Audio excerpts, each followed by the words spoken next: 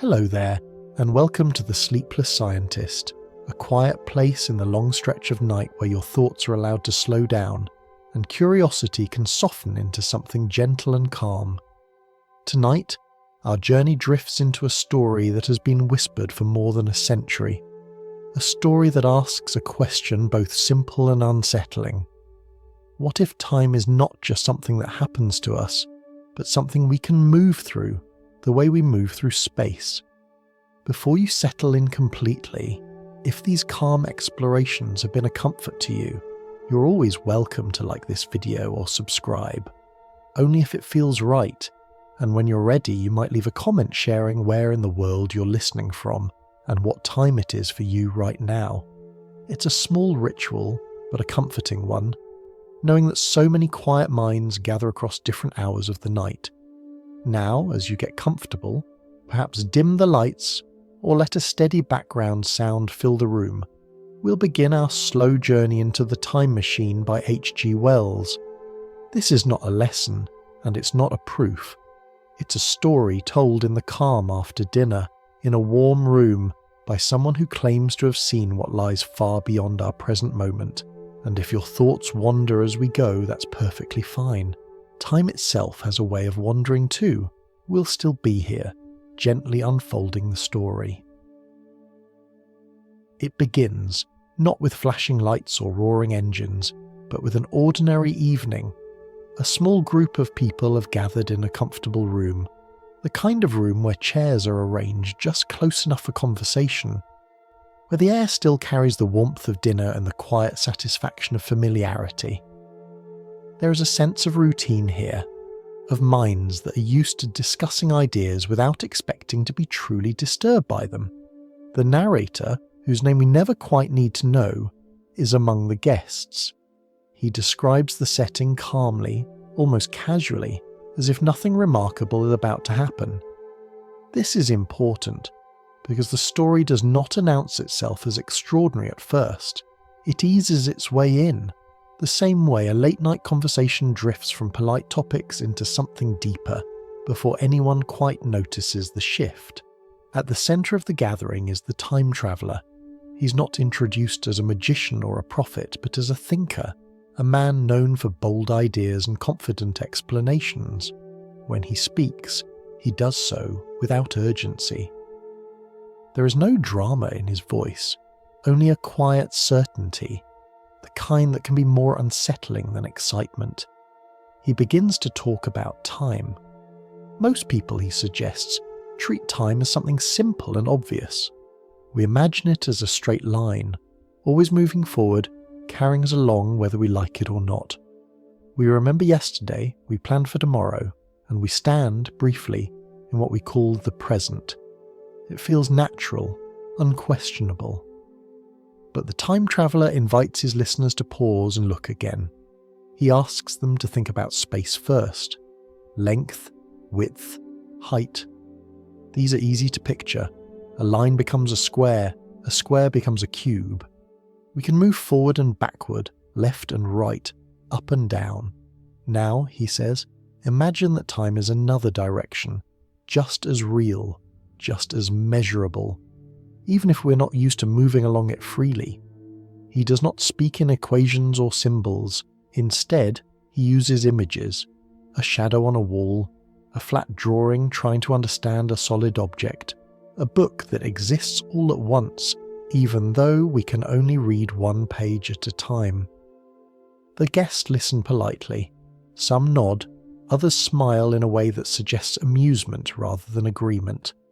The idea is interesting, certainly, but it feels like a clever thought experiment, the kind of thing that entertains the mind without demanding belief. After all, if time were truly a dimension like space, wouldn't someone have found a way to move through it by now?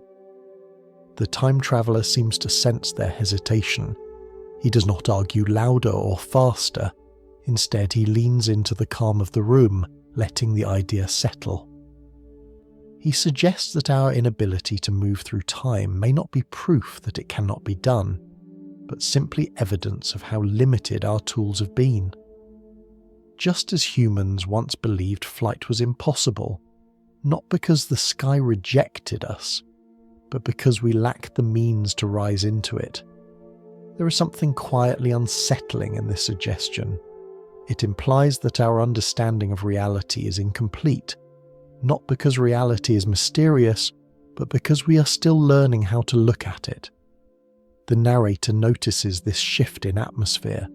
The room is still comfortable, but a subtle tension has appeared, like a faint change in air pressure before a storm that never quite arrives. As the conversation continues, the time traveller makes a promise. He claims that his ideas are not just words, not just clever comparisons. He hints that he has built something, a device that demonstrates movement through time in a way that cannot be explained away as metaphor. The guests exchange glances.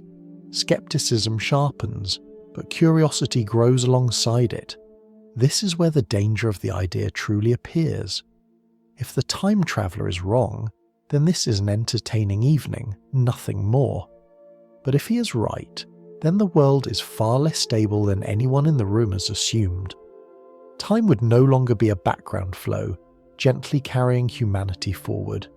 It would be a landscape, vast and unknown, stretching far beyond the present moment. The narrator, even as he listens, does not fully commit to belief.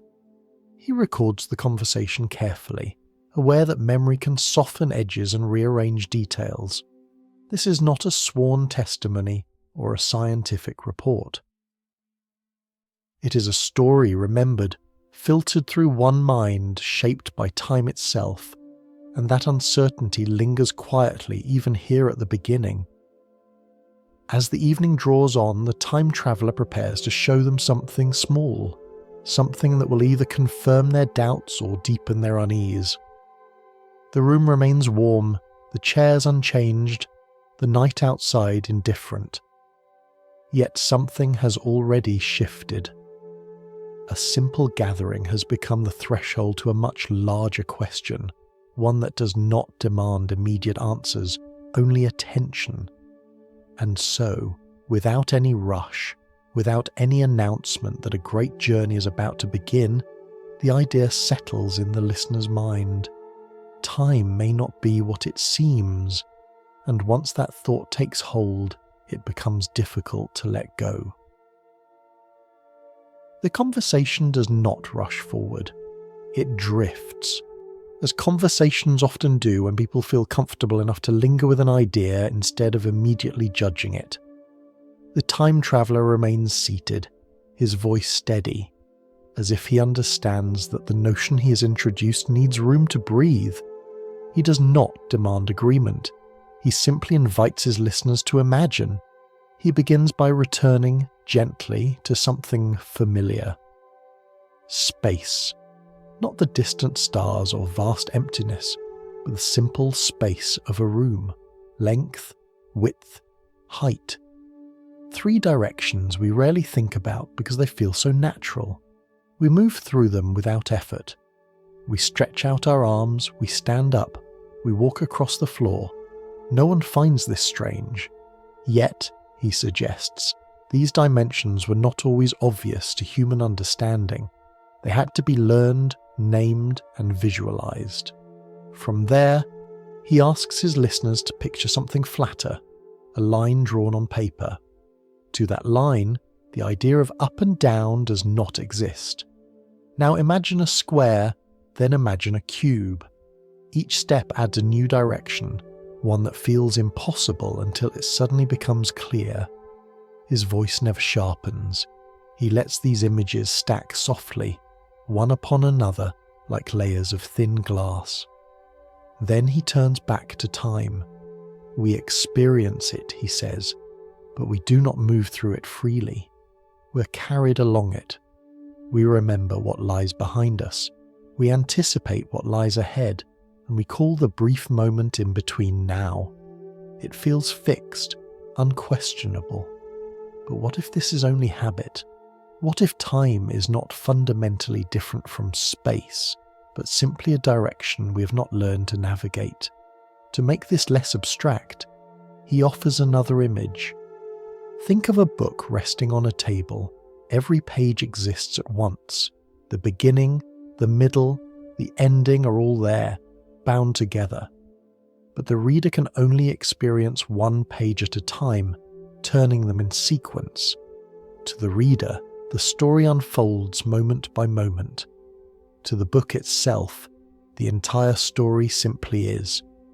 The time traveller lets this image linger, knowing it carries more weight than any technical explanation ever could. Some of the guests lean forward. Others remain relaxed, arms crossed, faces thoughtful.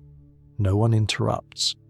The idea is unsettling, but not frightening. Not yet. If time is like a book, then the future already exists in some form, even if we cannot see it. And if it exists, then perhaps it can be visited. The time traveller is careful here. He does not claim certainty. He does not say that time travel is easy or even practical. He only insists that the idea is not nonsense. He reminds them that movement through space was once limited to walking speed. Then came wheels, then engines, then flight. The limitations were never written into space itself, only into the tools available at the time. There is a quiet shift in the room. Skepticism remains, but it softens. The guests are no longer dismissing the idea outright. They're turning it over in their minds, examining it from different angles. The narrator notices this change and records it carefully. This is not the moment when belief takes hold, but it is the moment when disbelief loosens its grip. Still, doubt persists. One guest raises a practical concern, not aggressively but politely. If time is a dimension like space, why can we not move backward and forward along it the way we do along a road? Why does it seem to flow in only one direction? The time traveller acknowledges the question with a nod. He does not brush it aside. He suggests that directionality does not necessarily imply impossibility. A river flows one way, yet we can build boats to move along it.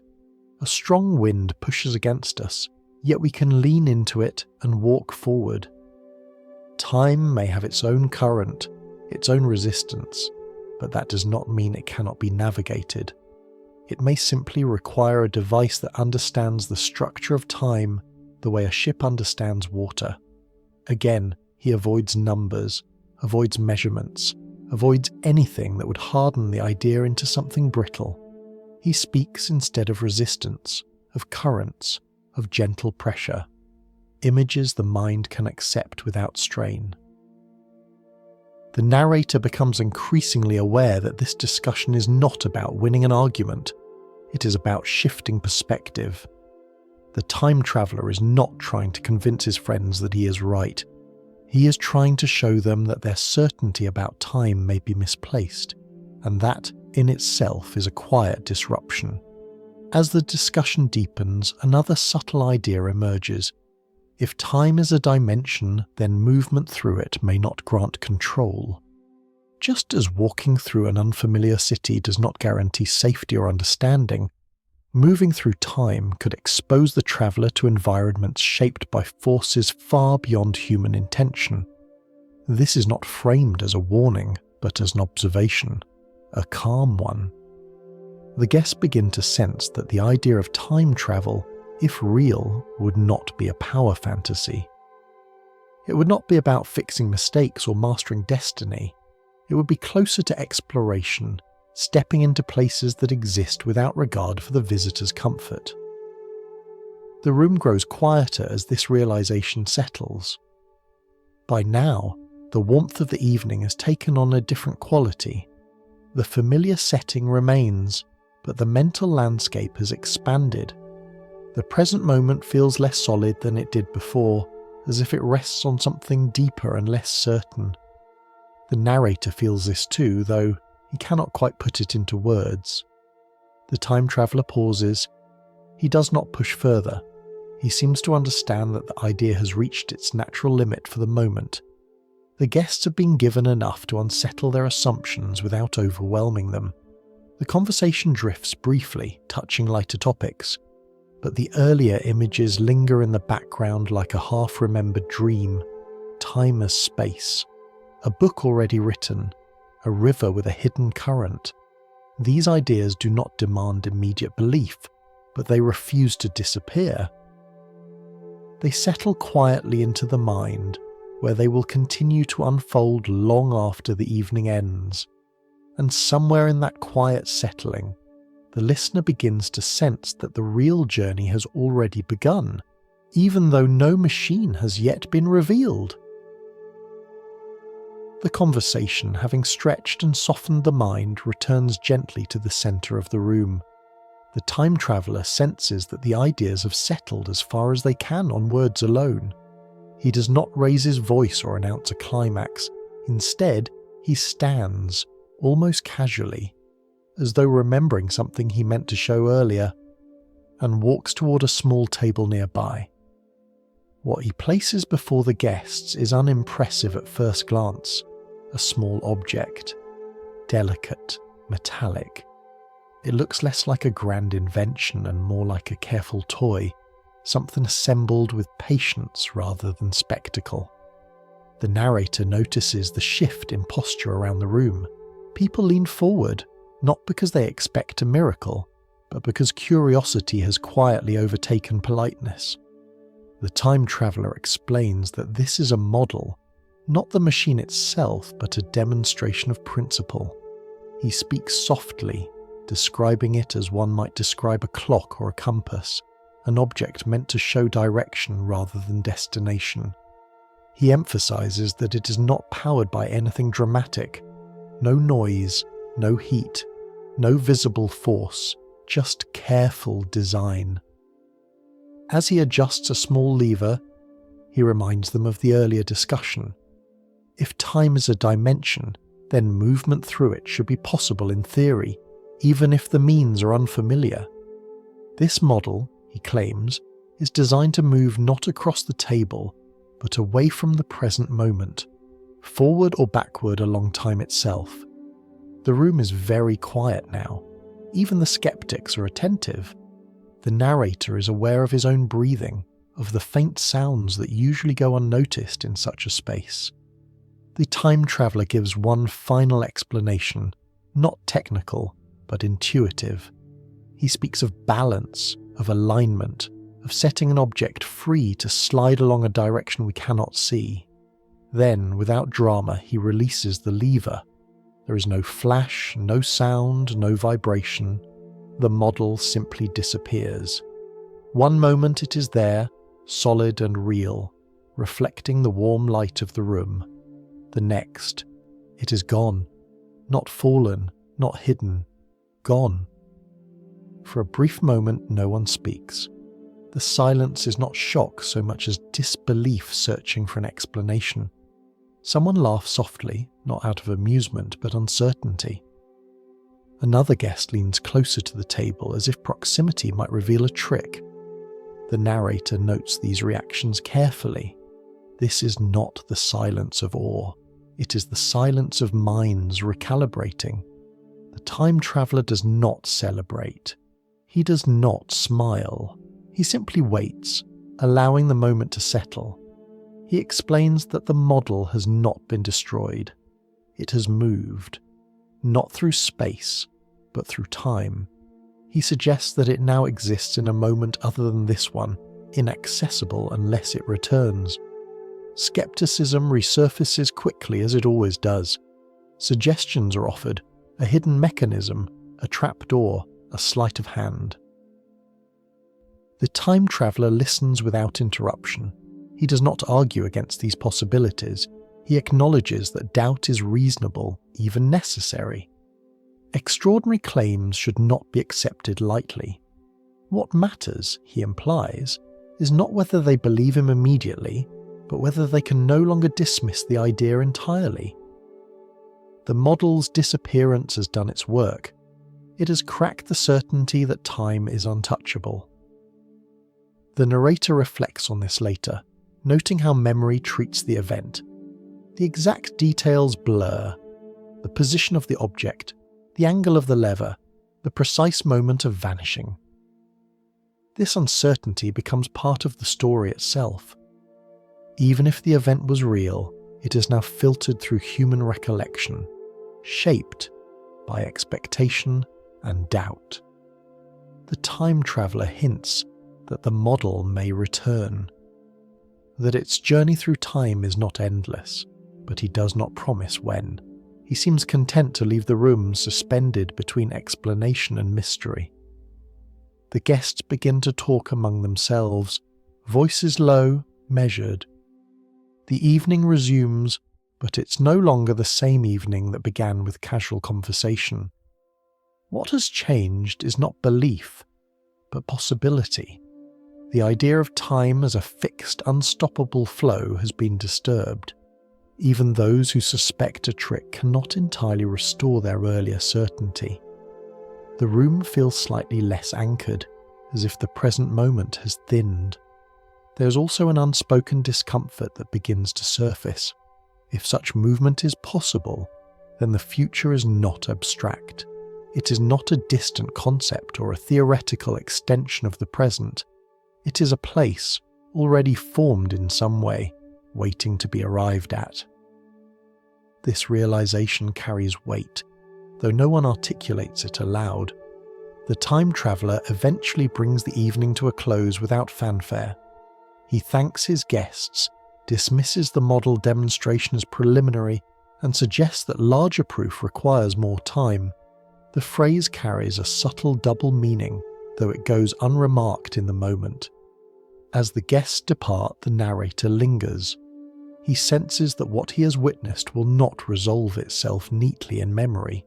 It will remain unfinished, an event without a clear category, not entirely real, not entirely false, something in between, where the most persistent ideas often live. Later, recounting the evening, the narrator is careful not to claim certainty. He does not insist that the model truly travelled through time. He only records that it vanished in a way he could not explain, and that from that point on the idea of time as a navigable dimension refused to leave him alone. This uncertainty is important. It shapes everything that follows. The story does not demand belief. It invites attention. It asks the listener to remain open, to hold doubt and curiosity in balance. The model's disappearance is not proof in the strictest sense. It is a disturbance, a quiet fracture in the surface of ordinary understanding. And in that fracture, the thought continues to echo. If even a small object can slip away from the present, then perhaps the present is not as solid as it feels. Perhaps it is only one resting place among many, briefly occupied before something or someone moves on. The evening ends, the room empties, the table stands bare, yet the sense of movement lingers, as if time itself has shifted slightly. Just enough to be noticed, but not enough to be understood. The story does not rush forward after the strange disappearance of the model. Time itself seems to slow, as though giving everyone involved a chance to decide what they are willing to believe. Days pass, then more days. Life returns to its familiar rhythm, yet something remains unsettled, like a thought that keeps resurfacing when the room grows quiet. When the narrator is invited back to the time traveller's house, the atmosphere feels different from the first gathering. There's no lively group this time, no gentle debate or polite laughter. The visit feels more private, more deliberate. The house itself seems unchanged, yet the silence carries a new weight, as if it knows what is about to happen. The time traveller appears calmer than before, but also more focused. He does not begin with theory or metaphor. Instead, he leads the narrator into another room. There, partially covered, stands the machine. This is not the delicate model from the dinner table. It is larger, heavier, unmistakably real. Metal curves and rods interlock with careful precision. Levers and dials catch the light. The narrator describes it as something built not to impress, but to endure. It looks like a chair merged with a mechanism, inviting and unsettling at the same time. The time traveller explains that this is the true device. The earlier model was only a proof of concept, a whisper of what could be done. This machine is meant to carry a person, not just an idea. He does not list components or explain mechanics in detail. Instead, he speaks in broad, understandable terms. The machine is designed to shift the traveller's position along time, the way a boat shifts position along a river, not by fighting the water, but by understanding its flow. The narrator listens carefully, aware that this moment marks a turning point. This is no longer an intellectual exercise. The presence of the machine changes everything.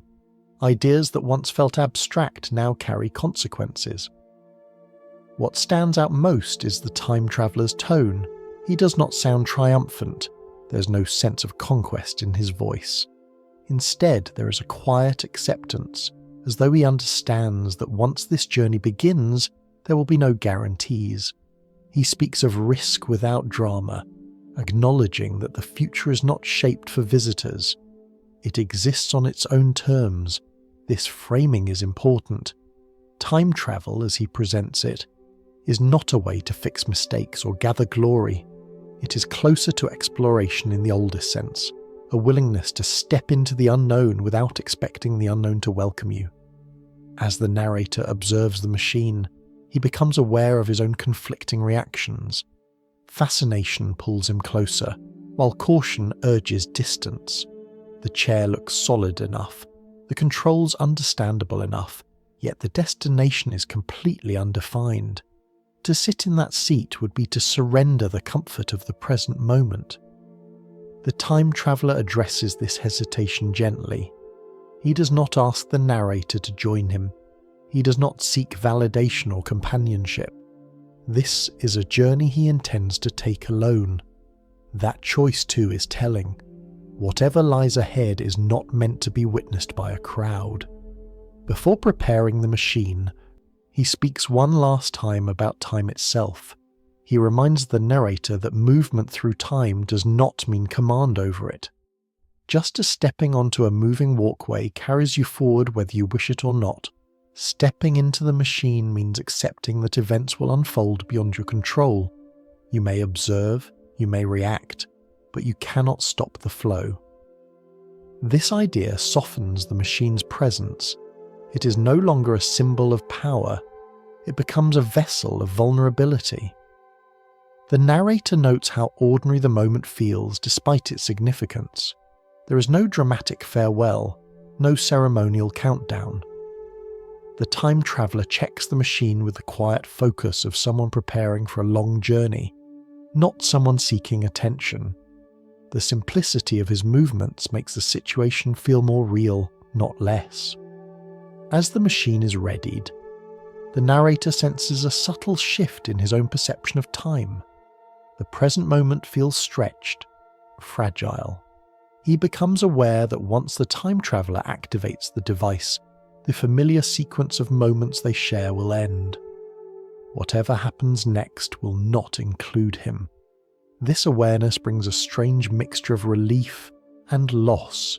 Relief at remaining anchored in the present, loss at knowing that something extraordinary is about to occur without him. The time traveller sits in the machine. He pauses, not out of fear, but contemplation. This pause feels important. It suggests that the decision to travel through time is not impulsive. It is the result of long thought, careful preparation, and a quiet acceptance of uncertainty. He speaks briefly, not to explain, but to acknowledge what is at stake. He knows he may not return. He knows that if he does, he may not be believed. Yet the pull of the unknown outweighs these concerns. The future, whatever it holds, is already there, and that to him is reason enough to go. When the machine activates, there is no explosion or spectacle. The narrator describes a sensation more than an event, a subtle vibration, a blurring of outlines. The time traveller seems to lose definition, as if his presence is thinning rather than moving away. Then, almost gently, he is gone. The room is suddenly empty. The machine, the man, the possibility they represented, all removed from the present in a single quiet moment. The narrator stands alone, unsure how much time has passed. Seconds feel longer than they should.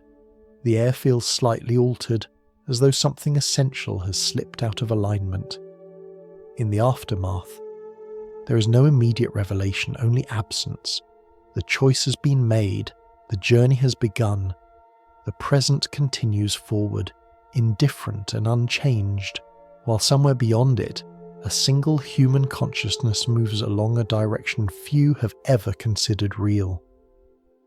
This is the true beginning of the voyage, not the arrival in the future, but the decision to leave the present behind. A decision marked not by certainty, but by calm resolve and the acceptance that time once entered does not promise safe passage. The sensation of departure does not arrive as a sharp break. There is no sudden shock to announce that the present has been left behind. Instead, the time traveller experiences a gradual loosening, as though the world around him has begun to slide out of focus while he remains strangely still. He is seated, yet he feels as if he is moving, not through space, but through something deeper and less familiar. At first, the room remains visible. The walls, the instruments, the quiet corners of the laboratory still surround him. But almost immediately they begin to shift. The outlines blur, not as if they are dissolving, but as if they are being gently pulled away. The familiar solidity of the present moment thins, becoming transparent. Then the movement becomes unmistakable. Day follows night, night follows day, and the rhythm accelerates. Sunlight flashes across the windows, only to be replaced by darkness again.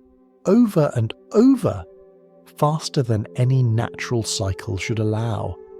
The time traveller realises that he is not watching time pass in the ordinary sense. He is passing through time, sliding along it the way one might slide a hand along a long ribbon. The world outside changes rapidly. Buildings shift, rise, and fall. Streets rearrange themselves. Structures appear where none existed before, only to crumble and vanish moments later. The city grows and shrinks in pulses, as if breathing. The movement is mesmerizing, but also unsettling. There is no pause button, no way to slow the flow. Time has become a current, and he is fully within it. This is where the nature of the journey reveals itself most clearly. The time traveller is not steering in the way one steers a vehicle along a road. He cannot stop to inspect a particular moment. He cannot choose which years to linger in. He is moving forward, steadily, carried by a force that does not ask permission. He notices that the sky itself seems to change. The colour shifts subtly. The position of the sun alters in ways that feel both gradual and sudden. Seasons blur together. Spring and winter lose their boundaries. The world no longer moves at a pace designed for human senses. There's a strange calm in this realization. Fear does not take hold immediately. Instead, there is a growing sense of smallness. The time traveller understands that individual moments, which feel so significant when lived slowly, become almost weightless when viewed at speed. Lives begin and end between heartbeats. Empires rise and vanish in the time it takes to exhale. He thinks of ordinary experiences now transformed by this new perspective. A single afternoon, once filled with details and distractions, shrinks into a flicker. A lifetime becomes a brief shimmer in a vast flow. Time, which once felt personal and intimate, now reveals its indifference. As the speed increases, the details of human activity fade. The traveller can no longer distinguish individual people or events. Instead, he sees patterns, growth, decline, repetition. Cities expand, then hollow out. Technology appears, becomes more complex, then simplifies or disappears. The surface of the world rearranges itself again and again, guided by forces larger than intention. There is no sound to accompany this passage, no rushing wind, no mechanical roar. The silence makes the movement feel even more profound. It is as if the universe itself is holding its breath, while the traveller slips through its layers. At moments, the time traveller feels disoriented. His senses struggle to keep up with the shifting scenery. He realises that the human mind is not built to experience time this way. Our thoughts depend on sequence, on cause and effect unfolding slowly enough to be understood. Here, those connections blur. Causes stretch far behind him. Effects race ahead, and yet the machine holds steady. It does not wobble or shake. This steadiness becomes a quiet reassurance. The traveller begins to trust that while he cannot control the journey, he is not in immediate danger. The machine is doing what it was designed to do, carrying him forward along a direction that exists whether he acknowledges it or not. Gradually, something else begins to change. The rapid flickering slows. The cycle of day and night becomes more distinguishable again. The landscape outside settles into forms that last longer than a blink. The time traveller senses that he is approaching a moment where time once again moves at a pace closer to human experience. When the machine finally slows enough for him to see clearly, he finds himself in a world that feels both familiar and alien. The buildings are different. The architecture is simpler, smoother, less burdened by ornament. There is a sense of openness, of space reclaimed from earlier complexity. Nature seems closer, less confined.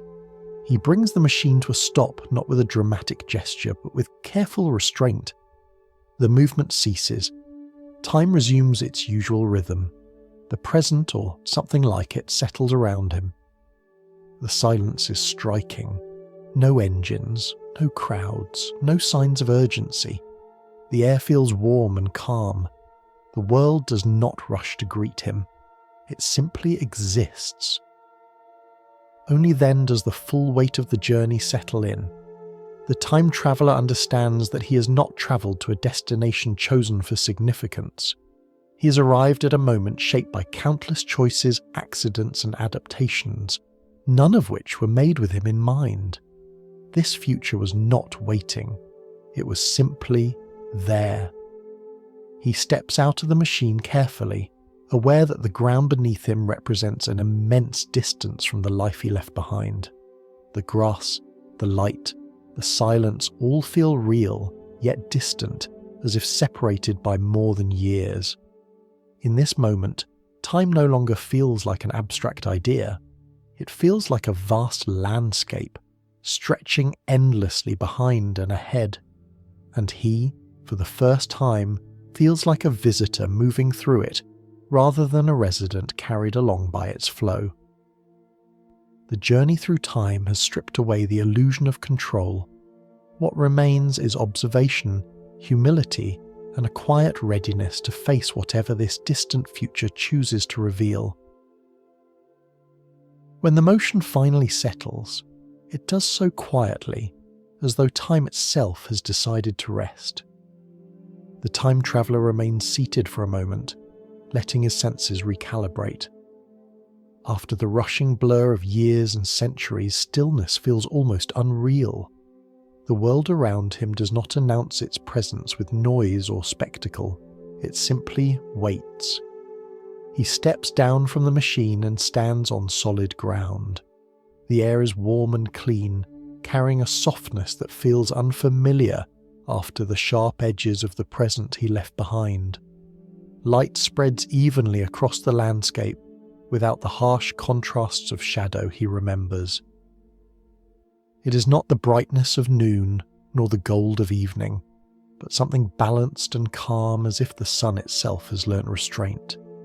The first thing he notices is the silence, not an empty silence, but a gentle one, like the pause between breaths. There are no engines humming in the distance, no voices raised in urgency. Instead, there is the faint sound of wind moving through leaves and the subtle rustle of life continuing at its own pace. The world does not seem to notice him. This too is unsettling in its own way. As he begins to walk, the landscape reveals itself more clearly. Low structures rise from the ground, smooth and pale, shaped with a simplicity that suggests both intention and neglect. They are not ruins in the dramatic sense. They have not collapsed or been violently destroyed. Rather, they appear to have been gently worn down by time, softened by long exposure to weather and quiet use. There is vegetation everywhere. Flowers grow freely, not confined to gardens or pathways. The colours are muted but abundant, blending into one another without sharp boundaries. It feels as though nature has been given more space, not because it reclaimed it by force, but because no one objected. The time traveller moves cautiously, aware that familiarity can be misleading. He reminds himself that this is not a peaceful countryside from his own time, but the far future of the same world. The calm, though inviting, carries the weight of distance. Whatever civilization once existed here has changed profoundly. Soon he sees movement. Small figures appear in the distance, emerging from among the structures and greenery. They move slowly, without haste, as if time itself has no reason to rush them. As they draw closer, he observes them carefully. These are the Eloi. They are smaller than he expected, delicate in build with soft features and an almost effortless grace. Their clothing is light and simple, draped rather than tailored, more like an extension of the environment than a statement of identity. Their faces show curiosity but not alarm. They look at him not as a threat, nor as a marvel, but as something new and mildly interesting. When they speak, their voices are gentle, their language simple. The time traveller senses immediately that complexity has faded here, not through tragedy, but through long adaptation. The Eloi do not seem burdened by questions or ambitions. They live in the present moment, untroubled by past or future. At first, this is comforting. There is an innocence to their way of being that feels like a relief after the relentless pace of modern life. No schedules, no conflicts, no visible struggle. Food appears plentiful. Shelter is readily available. The basic needs of life seem to be met with ease. Yet, as the time traveller spends more time among them, subtle unease begins to surface. The Eloi show little interest in understanding how things work. They use objects without curiosity, accept their surroundings without reflection. When asked about the past, they respond with confusion or indifference. History, as a concept, appears to have slipped away. This absence is not aggressive, it is simply empty. The time traveller realises that knowledge, once lost, does not announce its departure. It fades quietly, leaving behind a life that functions but does not remember why. He observes their behaviour more closely. They laugh easily, they rest often, they seem content. And yet, there is a fragility beneath the surface. When night approaches, a subtle fear spreads among them. Their calm shifts into unease.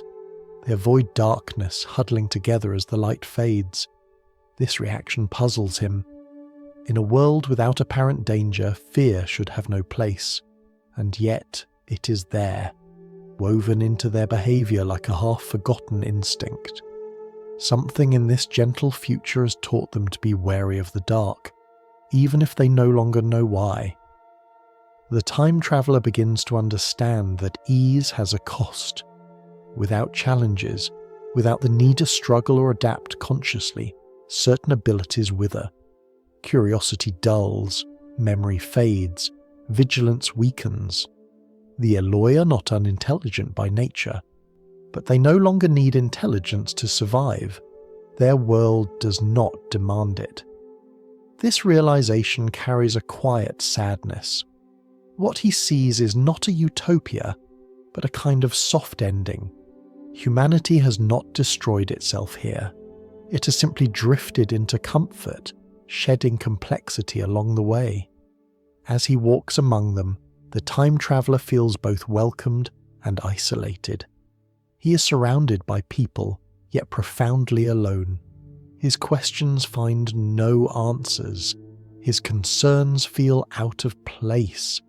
He's a visitor from a world that valued progress, memory, and effort, now standing in a place where those values have gently dissolved. Still, there is beauty here. It would be wrong to deny that.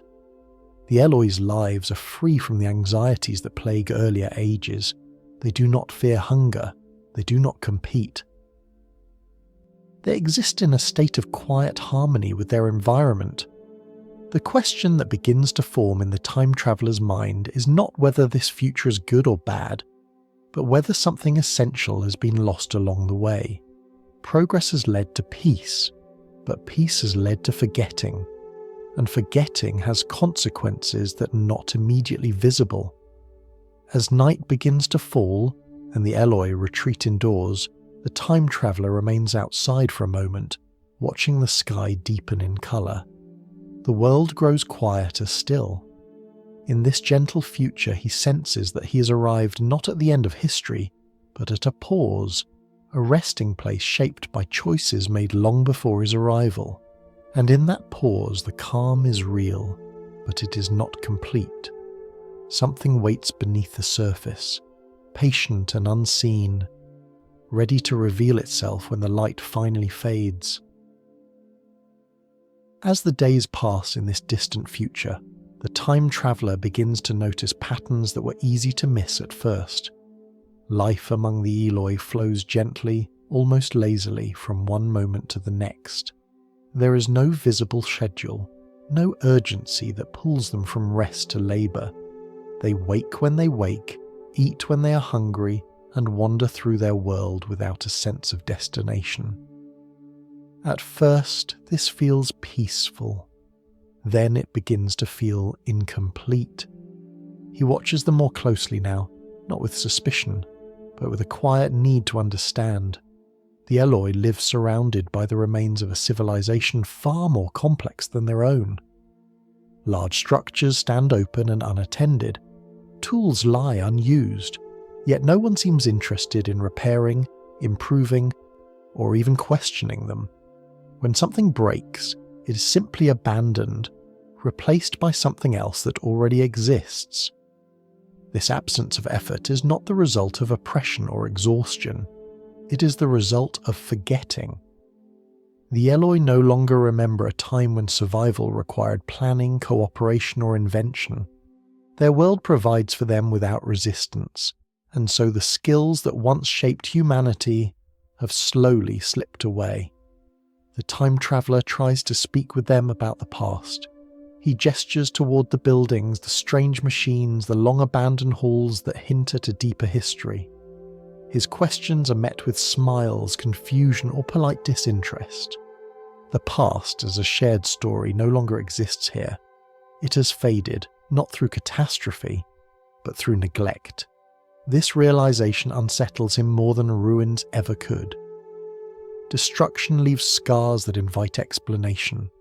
Forgetting leaves smooth surfaces that hide what was lost. The Eloi are not aware of living at the end of a long chain of cause and effect. They experience only the present moment, and that moment asks nothing of them.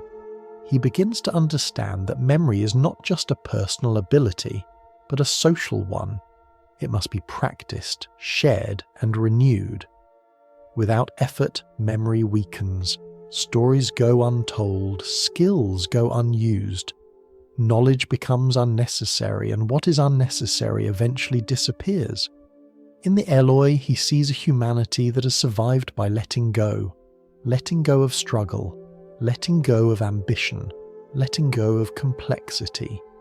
Their bodies have become smaller, lighter, as if shaped by generations of ease. Their minds too reflect this adaptation. They are gentle, kind, and easily pleased, but they lack depth, not because they are incapable of it, but because their world no longer demands it. This raises a quiet question that the time traveller cannot ignore.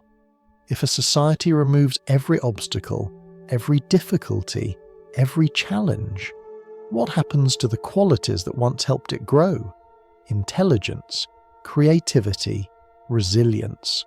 These traits did not arise in comfort. They were shaped by necessity. The Eloi show him how food is obtained. It is simply there. Fruits grow freely. Meals require no preparation. Hunger is rare. There is no concept of work as he understands it. Without labour, there is no sense of contribution, no shared effort that binds individuals together. Life becomes a series of pleasant moments, loosely connected. At night, when the Eloi retreat indoors, the time traveller notices how quickly they forget the day that has passed. There is no reflection, no recounting of events.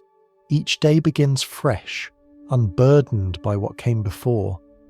This constant renewal feels light, but it also feels shallow, like a surface that never deepens.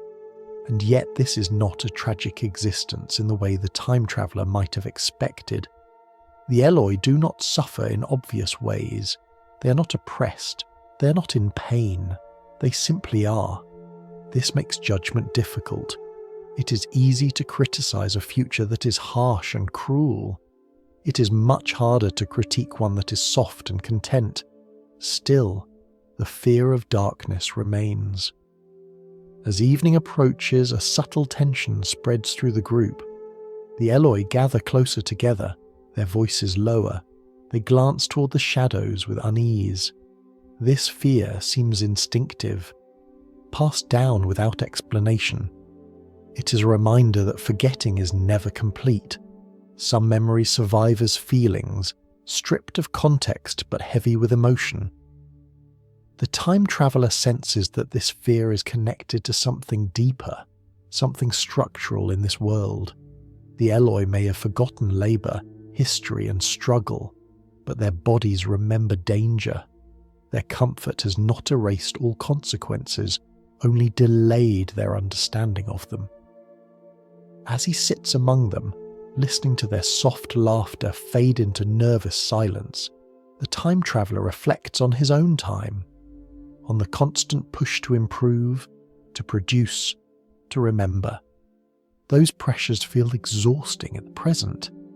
Yet here, in their absence, something vital is missing. He realises that memory is not merely a record of pain or success. It is a guide. It tells a society why it does what it does. Without it, actions lose meaning. Life continues, but direction disappears. The Eloi represent a future where humanity has chosen ease over effort, comfort over curiosity. It is not an evil choice. It is an understandable one. But it carries a cost that is not immediately visible, a cost paid slowly over generations until no one remembers what was traded away. As the night deepens and the Eloi finally settle into restless sleep, the time traveller remains awake. He watches the stars unchanged by human history and feels the weight of time stretching behind and ahead of him. In this quiet world, the absence of memory speaks louder than any ruin, and with that realization comes a growing sense that this gentle future is only part of the story. Beneath its calm surface lies something unresolved, something that has allowed the Eloi to forget so completely. Whatever that is, it has not forgotten them. In the days that follow, the time traveller settles into a strange rhythm. Morning arrives gently, without alarms or urgency. Light spreads across the land as if poured rather than cast. The Eloi emerge from their shelters slowly, blinking in the warmth, greeting one another with soft laughter and brief embraces.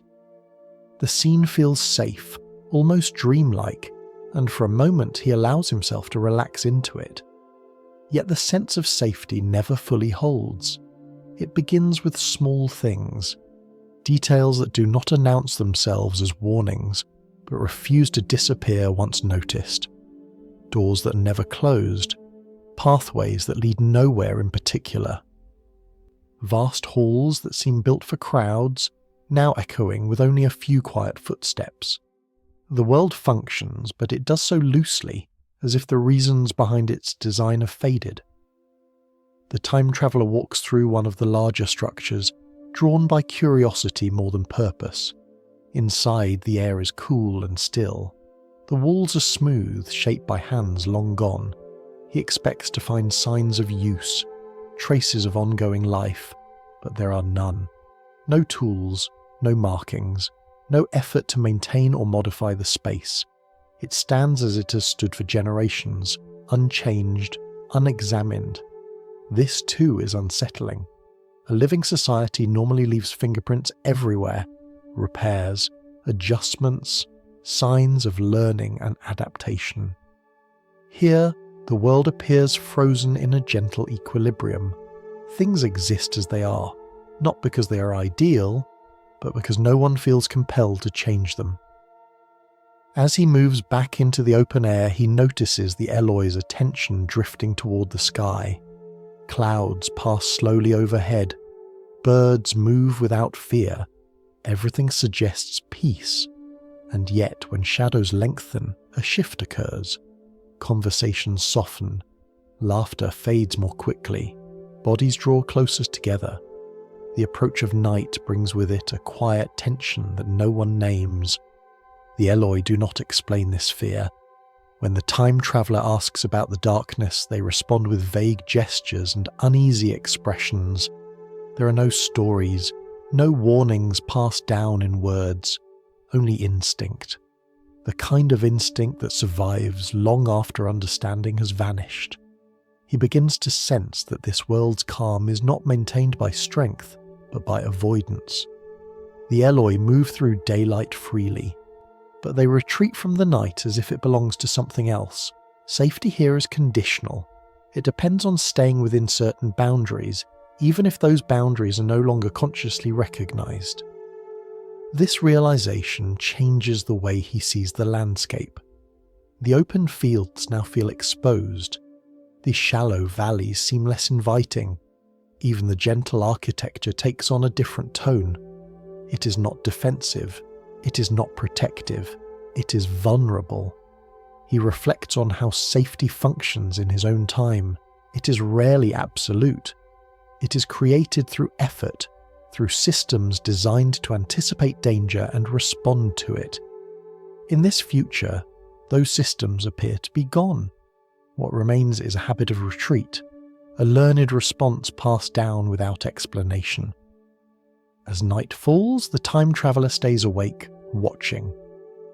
The Eloi retreat indoors quickly, huddling together in shared spaces. Their fear is not dramatic, but it is unmistakable. He notices how little they understand it themselves. Fear, here, has become a feeling without a story. This is perhaps the most troubling aspect of the future so far. Not the loss of technology, or ambition, or memory, but the loss of understanding. The Eloi feel something is wrong, but they do not know what it is or why it matters. They respond, but they cannot explain. In the darkness, the world feels different. Sounds carry farther. The wind seems to move with purpose.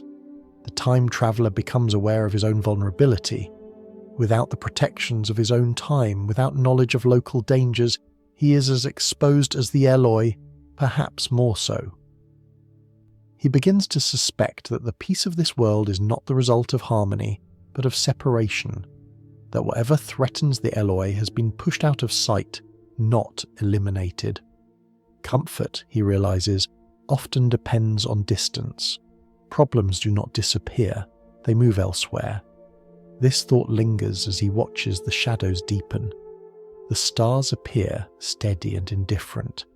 They have witnessed countless civilizations rise and soften, struggle and fade. The time traveller feels a quiet humility in their presence. Whatever humanity becomes, the universe remains unchanged.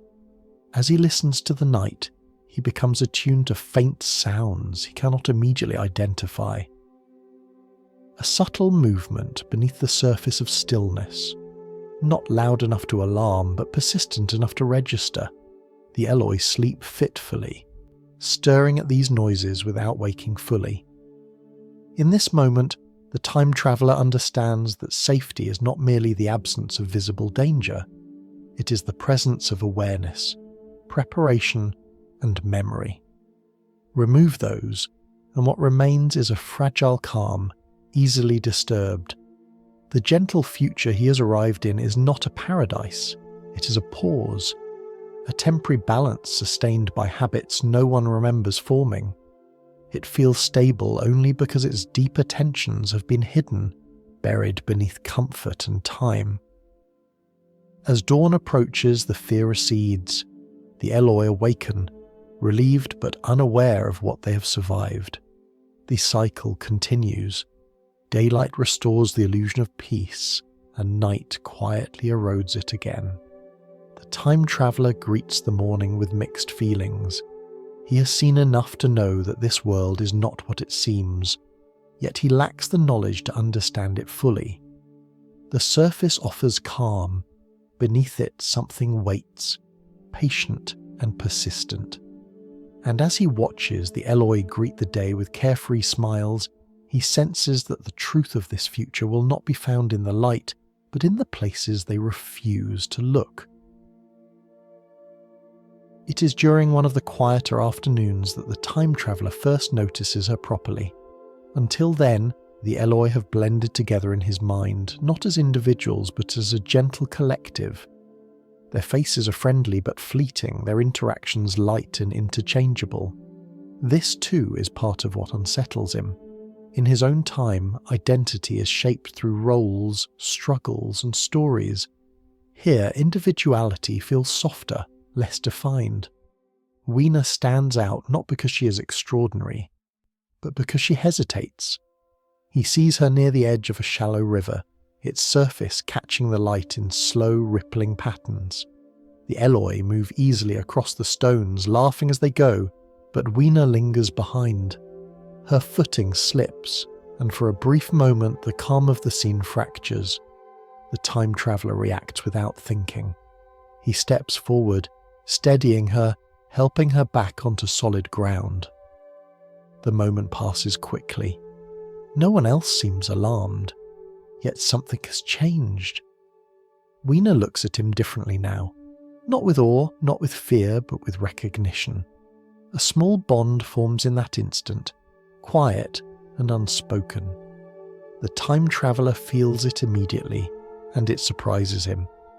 He has come here as an observer, a visitor moving carefully through an unfamiliar future. Attachment was not part of the plan. From that day on, Weena stays close. She follows him through the open fields and into the wide halls, sitting beside him when he rests, watching him with a curiosity that feels deeper than simple interest. She does not ask questions in words, but her presence is constant, attentive. This closeness awakens something the time traveller did not expect to find so far from home: responsibility. In his own time, responsibility is structured. It is shaped by roles, expectations, and shared rules. Here it arises simply because another being has come to depend on him. Weena trusts him instinctively, without analysis or caution. That trust carries weight. He begins to notice how differently he moves now. He walks more slowly. He watches the surroundings more carefully. The future is no longer an abstract landscape to be studied. It is a place where someone he cares about lives. This shift troubles him. He reminds himself that he is not meant to interfere. His purpose was to observe, to understand the shape of humanity's future, not to become part of it. Yet detachment feels increasingly artificial. Knowledge gained at a distance feels incomplete, almost dishonest. Weena embodies this tension. She's gentle, easily frightened, and profoundly vulnerable. Her world has taught her to trust daylight and fear darkness, but it has not taught her how to protect herself. The time traveller realises that the Eloi's innocence is not a natural state. It is the result of long dependence, of systems that once protected them but no longer require their participation. As evening approaches, Weena's fear becomes more pronounced. She stays close to him, gripping his hand as the light fades. The time traveller feels a quiet ache at this. In his own time, fear is often managed through understanding. Here, fear exists without explanation, a shadow without a source. He tries to comfort her, though he knows his words mean little. Instead, he offers presence. He remains near her, alert, attentive. This simple act feels strangely significant. In a world that has forgotten effort, effort itself becomes an anomaly. The time traveller begins to reflect on the role of compassion in human history. It is easy to view progress as a series of inventions and discoveries, harder to recognise that care too has shaped survival. Communities endure not only because they build tools, but because they look after one another. In Weena's quiet dependence, he sees both the strength and the weakness of this future. The Eloi have retained kindness but lost resilience. They can care, but they cannot protect. Their world has removed the need for courage, and with it, the ability to face danger. This realization deepens his unease. Attachment has changed the stakes. What happens to Weena matters now, not as a symbol, but as a person. The future's abstract lessons have taken on emotional weight.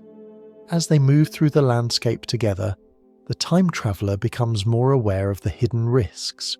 Shadows stretch longer than before. Certain areas feel wrong, though he cannot explain why. The sense that something watches from beyond the light grows stronger, more persistent. Weena senses this too. Her grip tightens. She does not understand the threat, but her body remembers it. Fear, passed down without explanation, has become her guide. The time traveller struggles with an internal conflict. Part of him wants to retreat, to return to his machine and leave this future behind. Another part cannot imagine abandoning someone who relies on him so completely. Knowledge gained through detachment now feels insufficient.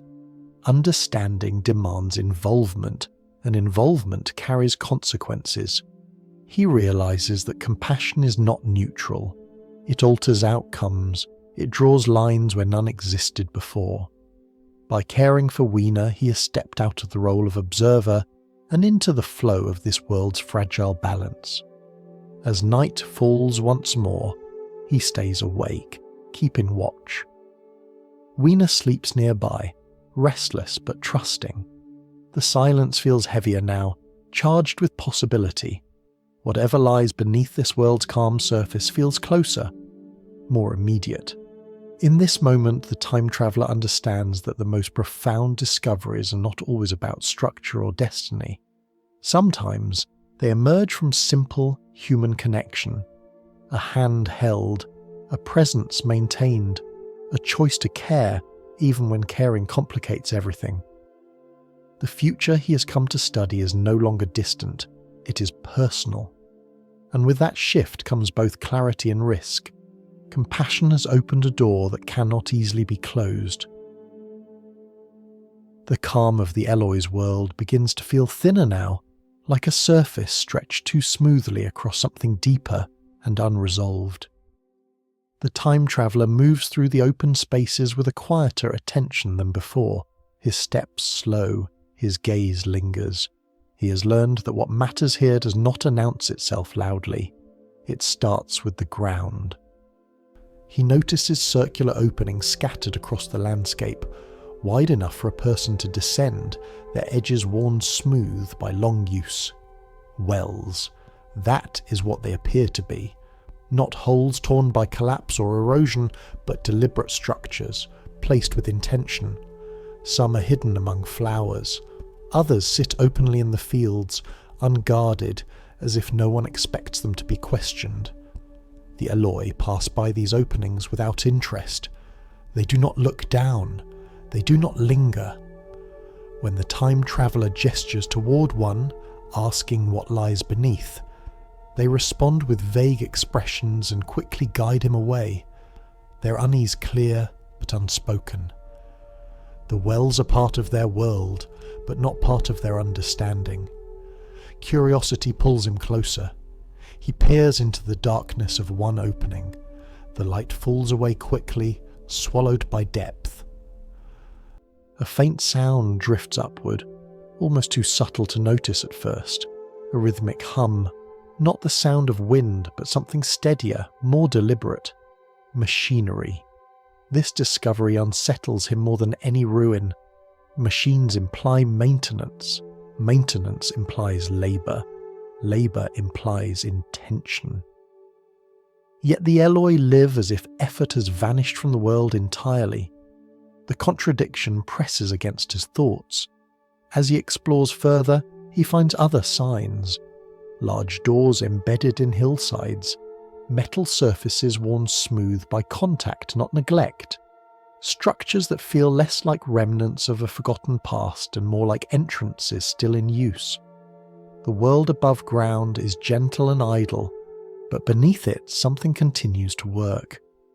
The idea forms slowly, reluctantly. Civilization did not disappear, it divided. This possibility reframes everything he has seen so far. The Eloi's ease, their lack of curiosity, their dependence on a world that simply provides.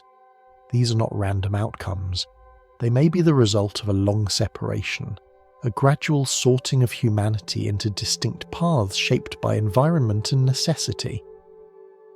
The time traveller reflects on the history of his own time.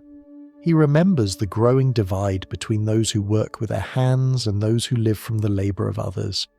He recalls how comfort, when sustained by unseen effort, can encourage forgetting.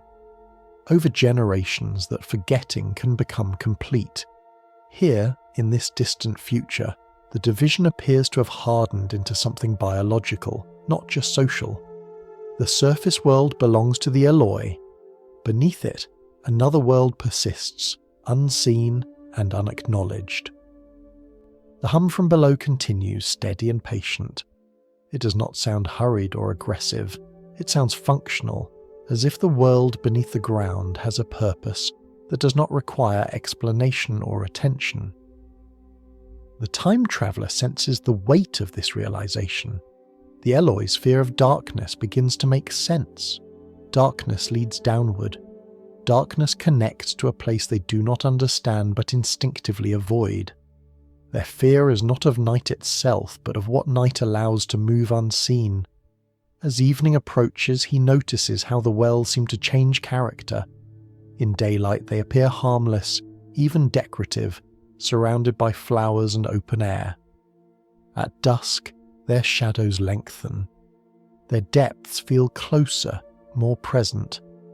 The hum below seems slightly louder, though he cannot be sure whether this is real or imagined. He watches the Eloi retreat indoors as night falls, their movements quickening. No one stands guard. No one covers the wells. There is no defence, only avoidance. This too suggests a long-established balance. Whatever happens here at night is not new. It is accepted, even if it is not understood. The time traveller feels a growing unease, not rooted in immediate danger, but in the sense that he is standing at the edge of a system designed to function without him. The surface world and the world below appear to coexist in a quiet, uneasy arrangement. One enjoys comfort, the other sustains it. He wonders how long this arrangement has been in place. Centuries, millennia. Enough time for memory to fade and instincts to take its place. Enough time for humanity to reshape itself in response to division. This thought brings a quiet sadness. The future he is witnessing is not the result of sudden catastrophe. It is the outcome of gradual choices, repeated until they became structure. convenience layered upon convenience, distance layered upon distance, until those who benefited from the system no longer knew it existed. The machinery beneath the ground continues its work, indifferent to the Eloi's ignorance. The time traveller imagines generations living and dying without ever knowing what supported their lives. Knowledge has not merely been lost, it has been made unnecessary. As he stands near one of the wells, listening to the faint hum below, he feels the boundary between the two worlds pressing closer. The calm surface and the active depths feel like two halves of a single organism, separated by habit rather than hostility, yet separation has consequences. He realizes that by being here, by noticing what the Eloi have forgotten, he's stepping closer to that boundary. Observation alone may be enough to disturb the balance. The surface world feels safe because it does not look down. The moment one looks, the illusion begins to fracture. The night deepens, the hum below persists. The Eloi sleep fitfully, unaware of the structures beneath their feet. The time traveller remains awake, his thoughts turning slowly, carefully. Civilization, he now understands, did not end. It adapted, it specialized. It split itself along lines of comfort and necessity until the connection between those lines became invisible. And somewhere beneath the gentle fields and open halls, the other half of humanity continues its work, waiting not with malice, but with the patience of something that has always been there. The night does not arrive all at once. It seeps in slowly, stretching shadows across the land until familiar shapes soften and then dissolve. The time traveller has learned to pay attention to these transitions. In this world, what changes quietly often matters most. He remains near the wells as darkness deepens, keeping his movements slow and deliberate. The Eloi have long since retreated indoors, leaving the open fields empty and still. Without their gentle presence, the landscape feels exposed, as though the surface itself is holding its breath, then movement. At first, it is almost imperceptible. A faint shift in the shadows near one of the openings, a subtle change in the pattern of darkness. The time traveller doubts his own senses, reminding himself that the human eye is easily deceived at night. Yet the movement comes again, clearer this time. Something rises from below. A pale form emerges cautiously, climbing with practiced ease. Its body is smaller than he expected, but strong, shaped by repetition and necessity. The skin is light, almost colourless, reflecting what little illumination the night provides. Large eyes catch the faint glow of the stars, adjusting quickly to the dimness. This is his first true encounter with the Morlocks. They do not rush forward, they do not attack. They move with the quiet efficiency of beings who have learned to survive without drawing attention. Their gestures are quick, economical, free of hesitation. Every movement suggests familiarity with the dark, as though darkness itself has become a kind of shelter. The time traveller watches, heart steady but alert. Fear does not arrive immediately. Instead, there is recognition. These creatures are not alien in the way he once imagined. They are human, altered by environment and time, shaped by conditions as surely as the Eloi were shaped by ease. More figures appear, emerging from other wells, spreading across the surface with confidence. They move toward the structures the Eloi abandoned earlier in the evening. Their actions are purposeful. They know where they are going. They know what they need. The realization settles slowly. These are the workers, the maintainers, the unseen hands that keep the machinery below functioning and the surface world comfortable. While the Eloi sleep, the Morlocks move. The time traveller notices their reaction to light. When moonlight breaks through the clouds, they recoil slightly, shielding their eyes. Brightness is not their ally. It is something to be avoided, endured only when necessary. Darkness, by contrast, is their element. It allows them to see, to act, to exist without strain. This fear of light explains much. The Eloi's fear of night, the division of space. One group lives by day, the other by darkness, not by agreement, but by adaptation. Over countless generations, necessity has written its rules directly into their bodies. The time traveller feels the urge to label them, to classify them as monsters, but he resists. That impulse, he realizes, belongs to fear, not understanding. The Morlocks are not cruel by intention. They are shaped by survival. Their world has demanded strength, coordination, and endurance.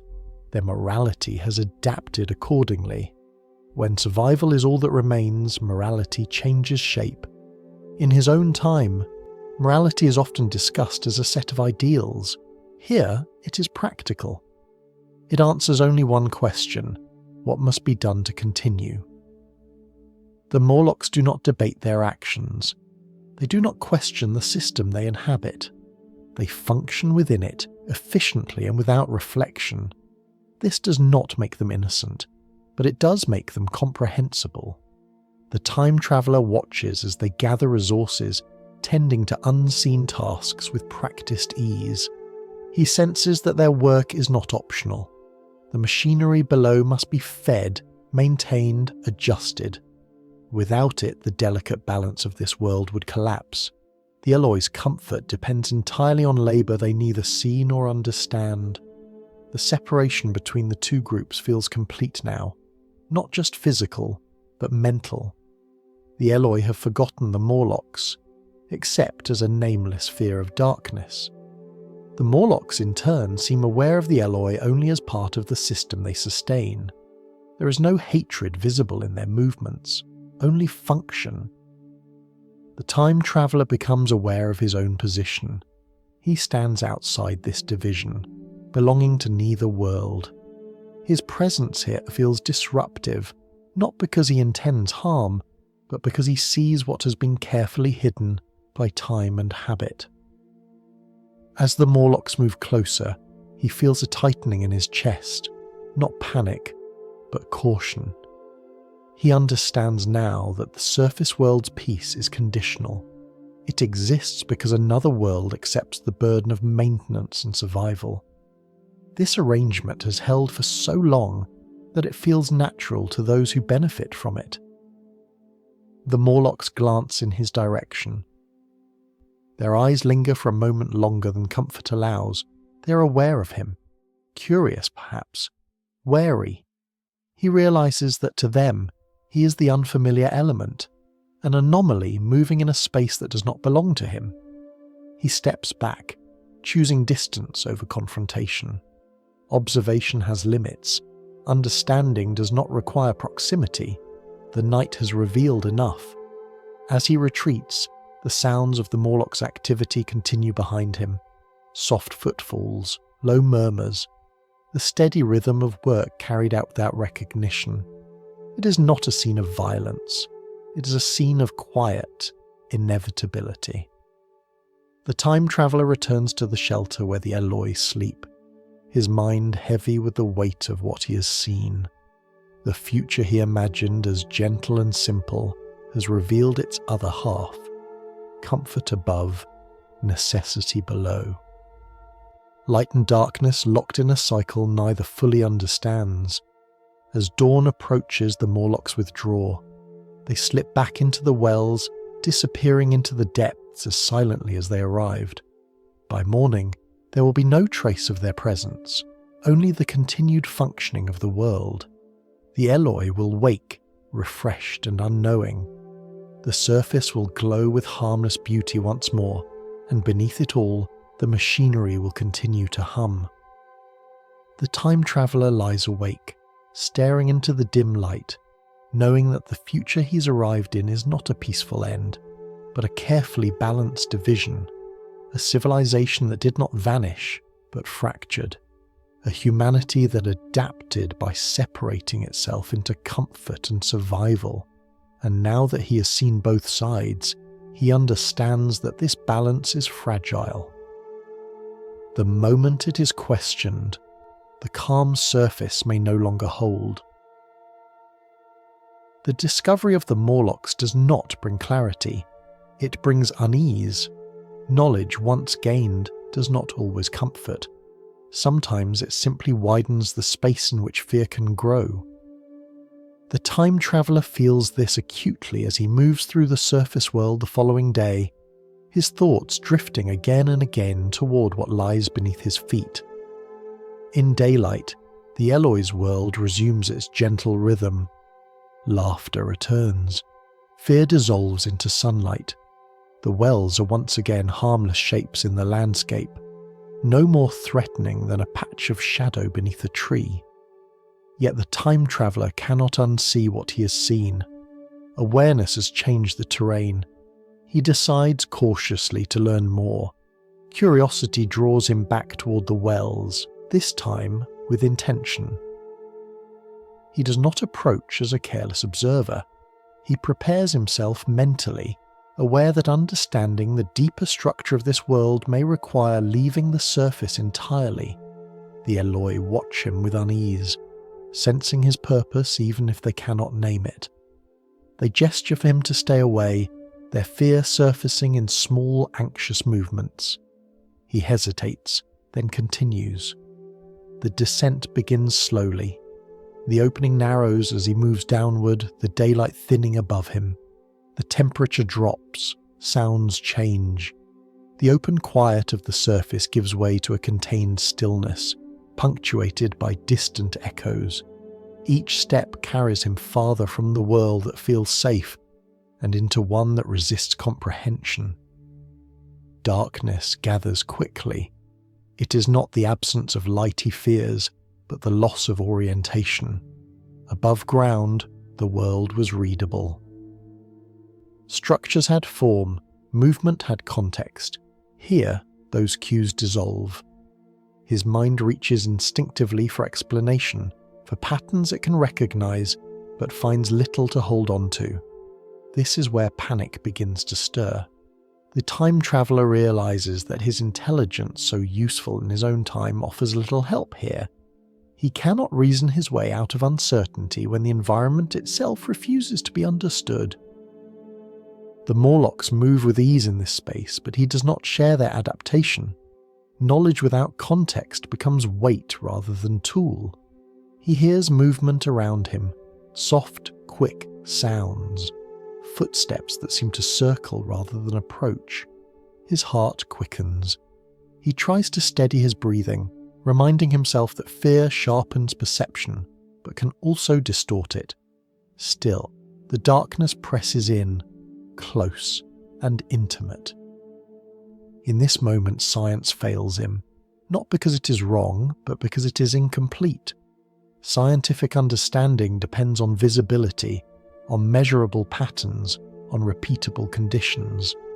In the dark, those foundations crumble. The rules he knows no longer apply, and new rules remain hidden. He becomes acutely aware of how much human confidence depends on light. Light allows us to name things, to predict behaviour, to maintain a sense of control. Remove it, and even the most rational mind begins to falter.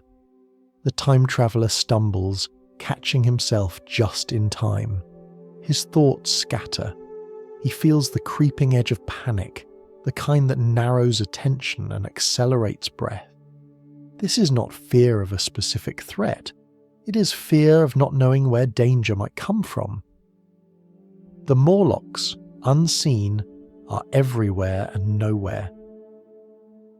Their presence is suggested by sound, by movement felt rather than seen.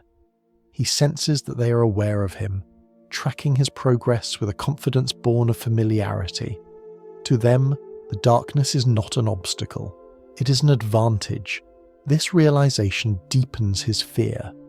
Intelligence alone cannot bridge this gap. Understanding requires more than knowledge. It requires adaptation, and adaptation takes time he does not have.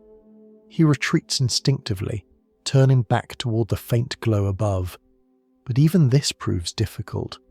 The passage feels longer now, distorted by anxiety. Direction becomes uncertain. Every sound feels closer. Every shadow feels alive. In this state, the time traveller understands something profound. Civilization has trained him to rely on systems that explain and protect. When those systems vanish, when understanding collapses, the mind is exposed. Fear rushes in to fill the void. The darkness here is not just physical, it represents a world where the frameworks of meaning no longer function, where progress has not failed, but has moved elsewhere, leaving him behind. He reaches for anything that might restore a sense of control, memory, logic, planning. But these tools feel distant, abstract. What remains is instinct, raw and urgent. This is the terror of a world where understanding fails, not because danger is greater, but because comprehension has vanished. The time traveller realises that this, more than physical harm, is what makes the Morlocks world so frightening. It strips away the illusion that knowledge alone can keep us safe.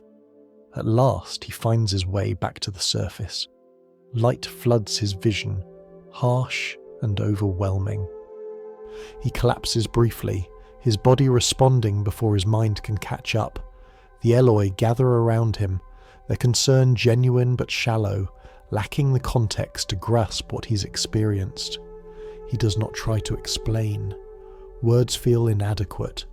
How can one describe a place where thought itself becomes unreliable? As his breathing slows and his senses settle, the time traveller reflects on what the descent has taught him. The Morlocks are not simply a hidden group. They represent a different way of knowing the world, one shaped by necessity rather than explanation. Their environment does not require theory. It demands reaction. Above ground, intelligence has softened. Below ground, it has hardened into something practical and immediate. Neither is complete. Both are limited by the worlds they inhabit. The time traveller sits quietly as the Eloi resume their gentle routines. The sunlight restores their calm, erasing the night's unease. For them, the darkness is something to endure, not to understand. For him, it has become a reminder. Knowledge is powerful but fragile. It depends on conditions that can disappear. When they do, the mind must confront its own limits, and in that confrontation, fear reveals itself not as weakness, but as a signal. A warning that the world has shifted beyond what we know how to explain. The days following the descent feel heavier, as if the air itself has thickened. The time traveller moves through the Eloi's world with a new awareness, one that does not fade with sunlight. What he has seen below the surface has altered his sense of safety permanently. The calm of the daytime no longer convinces him. It feels borrowed, dependent on conditions he now understands too well. Weena senses this change immediately. She stays close, closer than before, as if responding to a shift she cannot name. Her presence grounds him, even as it complicates everything. Each time she looks to him for reassurance, he feels the weight of responsibility settle deeper. He did not come to this future to protect anyone, yet here he is, unable to ignore the quiet trust placed in him. As evening approaches, unease spreads through him once more. The wells seem nearer now, their dark openings less passive. He notices the subtle hum rising earlier than usual, as though the world below has grown restless. The balance he sensed before feels strained, stretched thin by his growing involvement. Night falls. The Eloi retreat indoors, their movements hurried and anxious.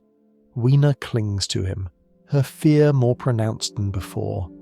He knows now that this fear is not irrational.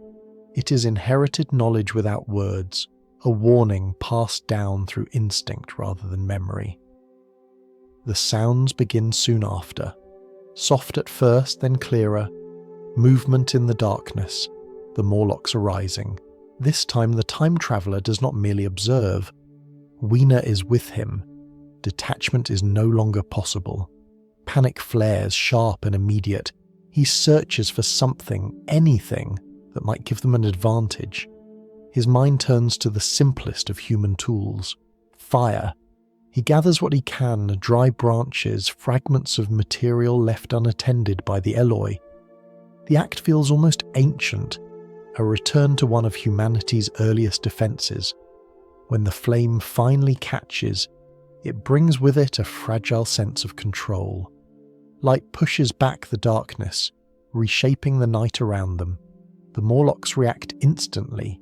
They recoil, their movements faltering. Fire is alien to their world, a force they have learned to avoid. The time traveller understands this not as victory, but as leverage. Fire does not solve the problem. It merely creates space. They run. The flight through the dark is chaotic, disorienting. The time traveller keeps the flame close, using it to carve a narrow path through shadow. Weena struggles to keep up, her fear slowing her movements. He urges her forward, his voice steady despite the pounding in his chest. The world feels unstable now, as if the delicate balance between surface and below is collapsing. The Morlock's presence is no longer hidden. Their sounds fill the night, no longer cautious but urgent. The system that kept them apart has been disrupted. In the confusion, disaster strikes. The fire spreads beyond control, catching on dry growth, leaping from branch to branch.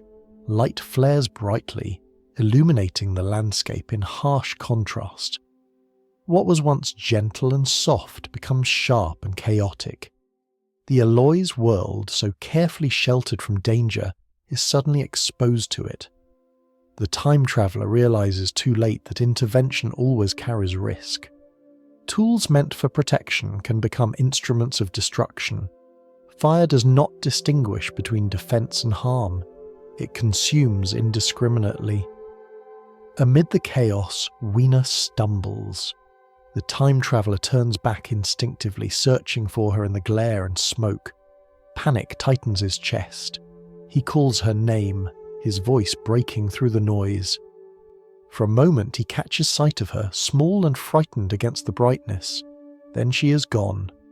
Whether taken by the Morlocks or lost in the confusion, he cannot tell. The answer doesn't matter. The result is the same. Weena is no longer with him. The realization hits with a quiet force that steals his breath. All his careful observation, all his measured distance has led to this moment. Caring has drawn him into the flow of this world, and now it has cost him something irretrievable. He escapes eventually, driven by instinct more than choice. The fire burns itself out behind him, leaving darkness to reclaim the land. When dawn comes, it reveals a world marked by disruption. The Eloi emerge cautiously, confused and unsettled. Something has changed, even if they cannot articulate what it is. The time traveller does not speak. There is nothing he can say that would explain the night's events. Words feel small, inadequate.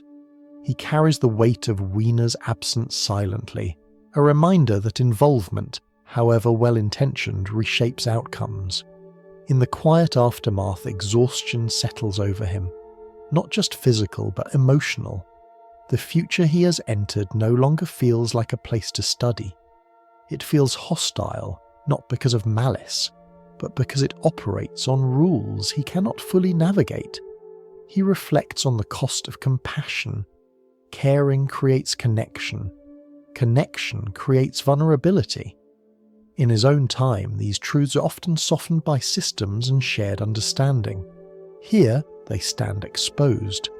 The Eloi return to their routines slowly, as if hoping normalcy will reassert itself. The wells remain. The hum beneath the ground resumes. The system, though shaken, has not collapsed. But the illusion of safety has been broken for him. The time traveller feels a growing urgency to leave, The machine, once an abstract anchor, now represents escape. Not from fear, but from the weight of unintended consequences. Staying longer will only deepen his involvement and deepen the cost. As he prepares to move on, the memory of Weena lingers, not as guilt alone, but as lesson. The future is not a distant concept. It is shaped by actions, even small ones, especially small ones. Intervention changes trajectories. Compassion alters systems. Knowledge does not grant immunity from consequence. The time traveller stands at the edge of this realization, understanding now that observing the future is never neutral. To witness is to affect. To care is to risk loss.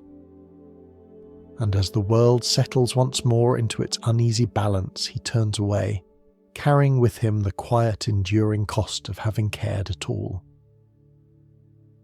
Morning arrives without celebration. The light spreads across the land gently, as it always has, but the time traveller no longer receives it the same way. What once felt calm now feels indifferent. The world has returned to its surface rhythm, yet something essential has shifted within him. He moves quietly through the open spaces, avoiding the Eloi's curious glances. They sense that something is different, though they cannot say what. Their world has been disturbed, briefly and incompletely, like a dream interrupted before Menon can settle. For them, the past night will soon blur and fade. For him, it remains sharp. His thoughts turn again and again to the time machine. Until now, it has existed in his mind as a distant certainty, a guarantee of return. After everything that has happened, it becomes something else entirely. It is no longer merely a device, it is a boundary, a way to step out of this fragile balance before he alters it further. He searches carefully, retracing his steps, scanning the familiar landmarks with a renewed urgency. The landscape looks unchanged, yet he knows how deceptive that appearance can be. Beneath the calm, systems continue to operate unseen. The Morlocks have returned below, the Eloi have resumed their routines, the division holds. At last he sees it. The time machine stands where it was left, intact but altered. Its surface bears marks of contact, subtle signs that it has been handled, examined, perhaps even tested. The Morlocks, he realizes, must have moved it. Not out of curiosity, but out of function. To them it is another object within the system, another mechanism to be assessed. The relief he feels is immediate and profound. It washes over him like a deep breath taken after long restraint. The machine's presence restores a sense of possibility he feared he had lost. Escape is still available, choice remains, yet the relief is not pure. Standing before the machine, the time traveller feels the weight of exhaustion settle fully. Not the exhaustion of fear or flight, but of involvement. He has seen too much, felt too deeply. The future he once approached with curiosity has answered him with consequence. He places a hand on the machine's frame, grounding himself. This device was built to move through time, not to solve it. It does not correct mistakes or soften loss, it simply allows distance. The decision forms quietly. He will not stay. This realization carries no triumph. There is no sense of victory in leaving, only a calm acceptance that remaining would not bring clarity, only deeper entanglement. The system he has encountered is stable in its own way, however unsettling. Interfering further would risk unravelling balances he cannot fully understand. The time traveller looks once more at the Eloi's world. In the daylight it appears almost beautiful again. Flowers sway gently, laughter drifts through the air. The fear of night has retreated, tucked away until evening returns. To an unknowing observer, this might look like peace. He knows better now. Peace here is maintained through separation. Comfort rests on unseen labour. Fear survives without explanation. It is a world that functions but does not question itself. He feels a quiet sorrow at this. Not anger, not condemnation, just recognition. This is where certain paths lead, when convenience is allowed to replace awareness, when complexity is gradually shed in favour of ease. As he prepares the machine, another thought emerges. Leaving does not mean returning home immediately. The time traveller has already gone farther than any human before him. The boundaries of time no longer feel fixed. The future he has seen is not an endpoint, but a waypoint. Beyond it lies more time, more change, more answers of a different kind. Staying here would anchor him to one outcome. Moving on allows perspective. He adjusts the machine carefully, his movements slow and deliberate. There is no hurry now. Fear has burned itself out, leaving behind clarity. He understands that knowledge is not something to be gathered endlessly from a single moment. It requires comparison, distance, context. Before activating the machine, he pauses. His thoughts return briefly to Weena, not as a fresh wound, but as a quiet presence. She represents what was lost when observation turned into care. Her absence underscores the cost of crossing from witness to participant. He does not regret caring, but he recognizes now that caring binds one to consequences that time travel cannot erase. With a final glance at the Eloi's world, he settles into the machine. The familiar controls respond beneath his hands. The hum begins again, steady and reassuring. Time waits, patient as ever, ready to be crossed. As the machine starts to move, the landscape begins to shift. The gentle fields blur, structures soften and fade. Day and night flicker past once more, faster this time, as if the world is being gently folded away. The time traveller feels no fear as the future stretches ahead of him. Only curiosity, tempered by experience. He's no longer seeking comfort or resolution. He's seeking understanding on a broader scale. The Eloi's world dissolves into motion, becoming a memory layered within countless others. The division he witnessed remains behind, one chapter in a much longer story. He moves forward, not to escape what he has seen, but to place it within a wider frame. Humanity's fate cannot be understood from a single moment, no matter how revealing. It must be viewed across ages, across transformations so slow they resemble stillness. As time accelerates, the world grows quieter. The echoes of fear, fire, and loss recede. In their place comes a vast unfolding silence rich with possibility. The time traveller allows himself to rest into that motion, knowing now that leaving is not abandonment, but perspective. Sometimes to understand where a path leads, one must step far enough away to see its shape. And so he moves on, carried forward by the same force that has shaped every age before him. Time, indifferent and immense, opening once more. The motion of the time machine settles into a familiar rhythm, yet what unfolds outside it feels entirely new. The rapid flicker of days and nights stretches into something broader, slower, as though time itself is thinning out. The landmarks of the Eloi's world dissolve, replaced by long sweeps of change that no longer resemble human history. The time traveller senses that he has crossed a threshold. This is no longer a future shaped by social division or adaptation alone. It is a future shaped by time on a planetary scale. He moves forward by immense spans, not measured in years or centuries, but in lengths so vast they lose their usual meaning.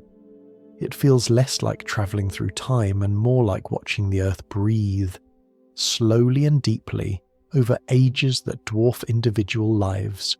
At first, traces of humanity linger, Familiar shapes appear and vanish. Structures rise briefly, then soften and fade. The outlines of cities blur into landscapes, then flatten into fields, then disappear entirely. What remains is not ruin, but absence. Humanity does not end in fire or collapse. It simply thins, gradually, until it is no longer present. The earth grows quieter. The time traveller looks out upon a world that feels wider than before. Without human presence to define scale, distances stretch. Hills seem lower, oceans feel broader. The planet appears less crowded, less busy, as though relieved of a constant tension. He realizes that this is what it means to leap beyond humanity. Not to witness a dramatic extinction, but to observe a slow retreat. Humanity steps back from the stage, leaving the planet to continue its long, patient story. This change does not happen abruptly. The time traveller watches ecosystems shift subtly. Forests spread where cities once stood. Coastlines redraw themselves under the steady work of waves. Mountains wear down, not through catastrophe, but through the persistent, gentle pressure of time. He reflects on how small human history is when placed against these movements. What feels permanent in one era becomes fleeting in another. Technologies that once seemed unstoppable fade without resistance. The planet does not mourn them, it simply adapts. The air itself feels different now, thinner, still. The light of the sun shifts in colour, barely perceptible at first, but unmistakable over longer spans. It glows more softly, as though aging along with the world it warms. The time traveller senses that life too is changing its focus. The complexity of human society has vanished, replaced by simpler forms that demand less from their environment. Survival here is quiet, efficient, stripped of ambition. He does not feel fear watching this. There is no violence in the transition, only a gentle letting go. Humanity's absence feels less like a loss and more like a turning of pages. One chapter closes. Another continues, written by forces that do not pause to acknowledge endings. The silence deepens. Without human voices, the world's sounds rearrange themselves. Wind becomes more prominent. Water takes on a steady, unbroken rhythm. The planet's presence feels larger, more self-contained. The time traveller realises that humanity has always been a brief guest, no matter how significant it felt to itself. He allows the machine to carry him even farther, beyond the last faint signs of human influence. The Earth becomes almost unfamiliar now. Continents have shifted. Ice advances and retreats without pattern, recognisable to his mind. Life persists, but it does so on its own terms, unconcerned with memory or meaning. This future is not empty, it is simply unoccupied by human thought. The time traveller reflects on the idea of progress. In his own time, progress is often imagined as a line moving forward, building upon itself endlessly. Here, that idea dissolves. Progress, he sees, is conditional. It belongs to particular moments, particular needs. When those needs vanish, progress loses its direction. The planet does not require advancement, it requires balance. As the machine glides onward, the time traveller feels a growing stillness within himself. The urgency that once drove his curiosity has softened. He is no longer searching for warnings or lessons meant for his own time. He is observing something broader, more impersonal. The Earth does not collapse without humanity. It continues, reshaped but intact. This realization carries a quiet humility. Whatever humanity believes about its centrality, the planet's story is not dependent on it. Time stretches further still. The sun's warmth fades almost imperceptibly. The world cools. The colours of the landscape grow muted, subdued. Life adapts again, simplifying, conserving energy, existing with minimal expression. The time traveller senses that he is approaching a kind of horizon. Not an edge, but a deepening quiet. The farther he goes, the less there is to observe in terms of change. The earth settles into long phases of stillness, punctuated only by slow, inevitable shifts. In this vast future, the questions that once consumed him feel small. Social structures, moral divisions, even survival itself seems temporary when viewed from this distance. What remains constant is time's patience, its willingness to outlast every form it shapes. The time traveller rests into that patience as the machine carries him forward. He understands now that looking far enough ahead strips meaning down to its simplest form. Existence continues, forms change, silence grows. Humanity, once so loud and urgent, becomes a brief echo within a much longer song. And as that echo fades completely, the earth remains, turning slowly beneath an aging sun, carrying on without hurry, without memory, and without need. The farther the time traveller moves, the less motion he perceives. Change has not stopped, but it has slowed to a pace that feels almost still. Time stretches into long, silent intervals, and the earth seems to settle into itself, as though it is growing tired after a very long journey. The sun hangs lower in the sky now, not in position but in character. Its light has changed. Once bright and energetic, it now glows with a deeper, duller warmth, tinged with red. The time traveller senses this shift intuitively, like recognizing an old fire that no longer burns as fiercely as it once did. The sun is aging just as the earth beneath it is. The world below reflects this quiet decline. Oceans lie still, their surfaces smooth and unbroken, no longer stirred by strong winds or dramatic tides. The water feels heavier somehow, as though movement itself has become an effort. Coastlines are soft and blurred, shaped not by storms but by patience. Land and sea meet without urgency. Life remains, but it has simplified almost beyond recognition. The time traveller observes strange, fragile creatures moving slowly along the shorelines and shallow waters. They do not hurry, they do not compete. Their existence seems reduced to the most basic rhythms: rest, movement, survival. There is no sign of ambition, no evidence of struggle beyond what is absolutely necessary. This is not a violent end. There are no explosions, no collapse, no final moment that declares itself as the conclusion. Instead, the world fades gently, like a sound lowering in volume until it is no longer heard. The earth is not destroyed, it is simply winding down. The time traveller feels a profound stillness as he watches this future unfold. The dramatic narratives humans often imagine for the end of the world are absent here. There is no catastrophe to point to, no single event to fear, just a gradual cooling, a slow dimming, a planet easing toward rest. The red sun hangs above the horizon, large and quiet, casting long shadows that barely move. Days and nights blur together, their difference softened by the fading energy that once drove weather and growth. Time here feels almost circular, looping gently rather than pressing forward. He notices how silent the world has become. Without complex life, without constant change, sound has lost its urgency. The wind moves slowly, whispering rather than rushing. The waves lap softly, as if careful not to disturb the stillness. Even his own thoughts seem quieter, slowed by the scale of what he is witnessing. This future offers no lesson framed in urgency. It does not warn or threaten. It simply shows what happens when time is allowed to do its work uninterrupted.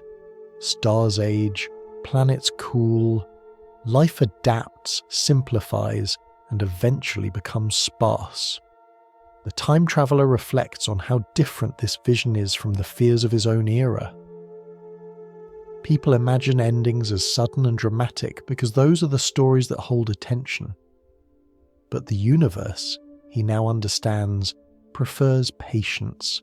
Its most profound changes happen slowly, quietly, beyond the scale of any single lifetime. The earth beneath the red sun feels ancient, but not tragic. There is a dignity in its stillness. It has carried life for an immeasurable span, hosted countless forms, endured endless change. Now it rests. The time traveller senses that he has reached the edge of relevance, not in distance, but in meaning. Beyond this point, human concerns dissolve completely. Concepts like progress, morality, and purpose lose their footing. What remains is existence stripped of interpretation. He allows the machine to drift a little longer, watching as even these minimal forms of life grow fewer. The shoreline's empty, movement becomes rare. The planet's surface takes on a uniform calm, broken only by slow geological motion. This is the future as emptiness, not explosion. An emptiness that is not frightening, but deeply humbling. It reminds him that endings do not always arrive with force. Sometimes they arrive with silence. The time traveller feels no urge to stay here. There is nothing left to observe in the way he understands observation. The Earth has reached a point where it no longer responds to questions. It simply exists, turning slowly beneath a fading sun. He realizes that this is as far as curiosity can carry him. Beyond this, there are no stories left to tell, only processes continuing without witness. The future stretches on, vast and indifferent, but it no longer speaks. With a quiet sense of closure, he prepares to turn back. The machine responds, reversing its motion gently. Time begins to flow in the opposite direction, slowly at first, then gathering speed. The red sun shrinks and brightens. The still oceans ripple once more. The fragile creatures fade, replaced by earlier forms, then by none at all. As the Earth retraces its steps toward a more active state, the time traveller carries with him the memory of that quiet end. Not as a warning, but as perspective. The universe does not rush. It does not dramatize. It allows things to unfold at their natural pace. This understanding settles over him like a calm acceptance. Whatever humanity becomes, whatever paths it chooses, it exists within a much larger rhythm. A rhythm that does not judge, only continues. As the machine accelerates backward through time, the stillness of the dying Earth lingers in his mind, a reminder that the most profound truths are often the quietest ones. And somewhere far behind him now, beneath a dim red sun, the Earth rests, untroubled by questions, content to simply be. The backward rush through time feels different from the journey forward. Where the future thinned into silence, the past thickens with detail. Motion accelerates, colours sharpen, sound returns in layers. The Earth grows louder, busier, more crowded with events pressing close together. The time traveller grips the controls as centuries unwind beneath him. Ice retreats, forests surge, cities rise and blur. Human history reappears not as a single story, but as overlapping motions, like many conversations happening at once. Time no longer feels vast and patient. It feels urgent. At last, the motion slows. The familiar room reforms around him. Solid walls, lamplight, furniture arranged with intention. The time machine settles into stillness with a soft final hum, as though relieved to have completed its task. For a long moment, the time traveller remains seated, breathing slowly, allowing the present to reclaim him. He has returned. The contrast is overwhelming. After the immense quiet of the far future, The present feels crowded with intention. Every object carries purpose. Every sound suggests urgency. Even stillness here feels temporary, like a pause before movement resumes. Soon, the others arrive. The same group that once listened politely to theories now gathers again, curious, skeptical, unaware of how much has passed for the man before them. To them, he's been gone only briefly. To him, ages have unfolded. He begins to speak. He does not present equations or diagrams.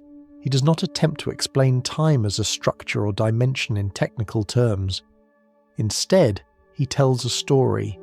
He speaks of gentle worlds and hidden labour, of humanity dividing slowly, not through conflict but through comfort, of darkness where understanding fails, and of silence that waits beyond all ambition. As he speaks, he watches their faces. Some listen with fascination. Others smile politely, treating his words as imaginative speculation. A few exchange glances that suggest amusement. The room fills with a quiet resistance of disbelief. Not hostility, but distance. He senses it immediately. The problem is not that his account lacks detail. It is that it lacks familiarity. What he has seen does not fit easily into the frameworks they trust. It does not align with the progress narratives of their time. It does not promise triumph or disaster in ways they recognize. It offers no clear moral lesson that can be applied immediately. The time traveller understands then that proof is not always enough. He produces small objects he has brought back, fragile things, flowers from the Eloi's world, dried and delicate, evidence that time travel occurred, at least in some form. The guests examine them closely, intrigued but unconvinced. Exotic artifacts can be explained away. Curiosities do not overturn assumptions. Truth, he realizes, matters less here than comfort. The idea that humanity's future might be shaped by ease rather than catastrophe unsettles them. It does not inspire fear or excitement. It inspires quiet resistance. The present prefers futures that can be argued against, not ones that reflect its own habits too closely. The time traveller does not argue. He has learned the limits of persuasion. Knowledge gained through experience does not transfer cleanly through words, especially when that knowledge challenges deeply held assumptions about progress and control. As the evening draws on, the gathering disperses. Polite farewells are exchanged. Curiosity fades into routine. The room returns to its ordinary shape. The time traveller is left alone with his thoughts. He feels neither frustration nor triumph, only a calm recognition. The future he has seen does not demand belief. It does not seek validation. It simply exists as one possible outcome among many. The flowers rest on the table, quiet and unremarkable. Their significance lies not in their material, but in what they represent. A reminder that time holds consequences beyond immediate understanding. The time traveller reflects on the nature of testimony. Stories do not convince by force. They persuade slowly, if at all. Sometimes their value lies not in being accepted, but in being carried forward, quietly influencing thought long after the telling ends. He wonders whether any of his listeners will think differently tomorrow, whether any will question the direction of comfort, the cost of forgetting, the balance between ease and awareness. He cannot know. What he does know is that the act of returning has changed him. The present now feels temporary, just another moment suspended between vast stretches of past and future. Its urgency seems smaller, its debates feel narrower. Having seen where time can lead, he finds it difficult to invest fully in arguments that assume permanence. The time traveller stands, moving toward the time machine once more. It waits where he left it, unchanged, patient. Its presence is both reassuring and unsettling. He understands now that possessing such a device does not grant control over time. It merely grants access. Access comes with responsibility. He considers staying, living quietly, allowing the future he has seen to remain a distant possibility. But the thought does not hold. Curiosity stirs again, not as hunger, but as pull. There are still questions left unanswered, not about outcomes, but about process. How many futures branch from the present? How subtle are the choices that shape them? How much can be changed, and how much simply unfolds? The room feels too small for these questions. The time traveller takes one last look at the flowers, then at the empty chairs where his guests once sat. The moment is ordinary. That perhaps is what makes it powerful. The future is always decided in rooms like this, through habits that feel harmless at the time. He turns back to the machine, his expression unreadable. He does not announce his intention. He does not seek permission or understanding. Some journeys cannot be shared fully. They must be taken alone. As he prepares the machine once more, the room remains quiet. The present holds its breath, unaware of what will follow. The controls respond beneath his hands. The hum begins again, low and steady. Time opens, patient as ever, and with that the time traveller steps beyond the present, leaving behind not certainty, but a question that will linger long after the machine is gone. The house grows quiet after the time traveller's departure. Chairs remain where they were left. The faint warmth of lamplight lingers in the corners of the room. To an outside observer, nothing remarkable has happened here. A conversation ended. An evening passed. The world continues as it always has. Yet something subtle has shifted. The narrator remains behind, unsettled in a way he cannot fully explain. He looks again at the small, fragile flowers resting on the table. They appear ordinary now, their petals beginning to curl with age. And yet knowing where they came from changes how they're seen. They're no longer just objects. They're reminders, not proof, reminders. The time traveller does not return that night, or the next. Days pass. Then weeks. The machine remains absent. At first, this absence is treated as a curiosity, later as an inconvenience, eventually as something not spoken about at all. Life has a way of smoothing over unanswered questions, and yet the story lingers.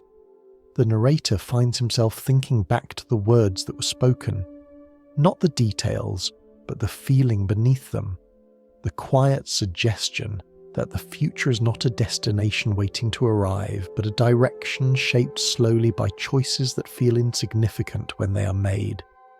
There was no prophecy offered, no warning carved in certainty, only a sequence of observations, stitched together by time, comfort leading to forgetting, forgetting leading to division, division settling into balance, balance carrying hidden costs. What unsettles the narrator most is not the idea of Morlocks or distant suns. It is the gentleness of the changes described. Nothing in the story required violence or catastrophe.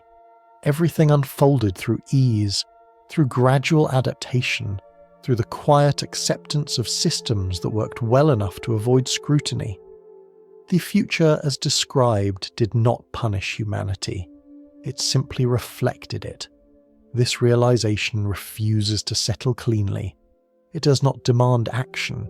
It does not offer solutions. It simply asks to be noticed. The narrator considers the present moment. The world outside the window hums with activity. Lights glow. Machines work unseen. Comfort is abundant. Effort is increasingly hidden. The parallels are difficult to ignore even if they are easy to dismiss. He wonders whether the time traveller intended to warn them at all, or whether the act of sharing was simply an attempt to unburden himself of what he had seen. Some knowledge, once carried, becomes too heavy to hold alone. The absence of clear answers feels deliberate now. The story does not tell its listeners what to do. It does not outline a path to avoid the future it describes. Instead, it leaves space. Space for reflection. Space for discomfort. Space for choice. This may be the most unsettling lesson of all. The future, as the time traveller experienced it, does not arrive as a verdict. It arrives as an accumulation.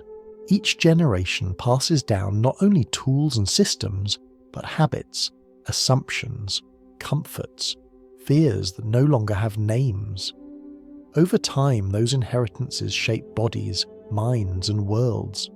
The narrator realizes that certainty is a luxury of the present. The farther one looks ahead, the less precise answers become. What remains are tendencies, directions, probability shaped by patterns of behavior rather than singular events.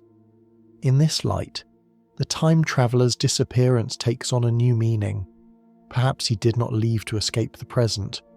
Perhaps he left because the present could not hold what he'd learned. Or perhaps he left because the questions that matter most cannot be answered from one moment in time. The narrator feels no urgency to resolve these thoughts. They do not demand resolution. They invite patience. Outside, the night deepens. The city grows quieter. Sounds fade one by one until only the distant rhythm of life remains. The world does not feel fragile in this moment. It feels steady, ordinary, alive, and yet, beneath that steadiness lies the awareness that every present moment is temporary. That the comfort of now rests on countless unseen systems. That forgetting how those systems work carries consequences, even if those consequences take centuries to appear. The narrator reaches for the flowers once more, turning them gently between his fingers. They're already fading, their brief life in this time drawing to a close. Soon they will be gone entirely, leaving behind only memory. He sets them back on the table, no longer seeking proof in them. Their purpose has changed. They do not exist to convince, they exist to remind. As the night settles fully, the narrator allows his thoughts to drift.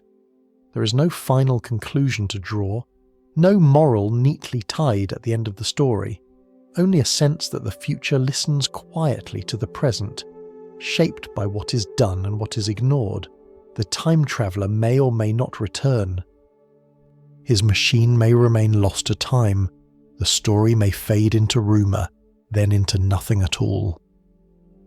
But the questions it raises will continue to surface in moments of comfort, in moments of ease, in moments when effort is no longer required. And perhaps that is enough. The future does not need to announce itself to teach. Sometimes it teaches simply by existing, by waiting patiently for the present to notice the direction it is already moving. The narrator extinguishes the lamp. Darkness fills the room, gentle and complete. Outside, the world continues its quiet turning, unaware of the countless paths unfolding ahead of it. There is no answer waiting in the dark. Only time, steady, immense, and open. And in that openness, the story finds its rest.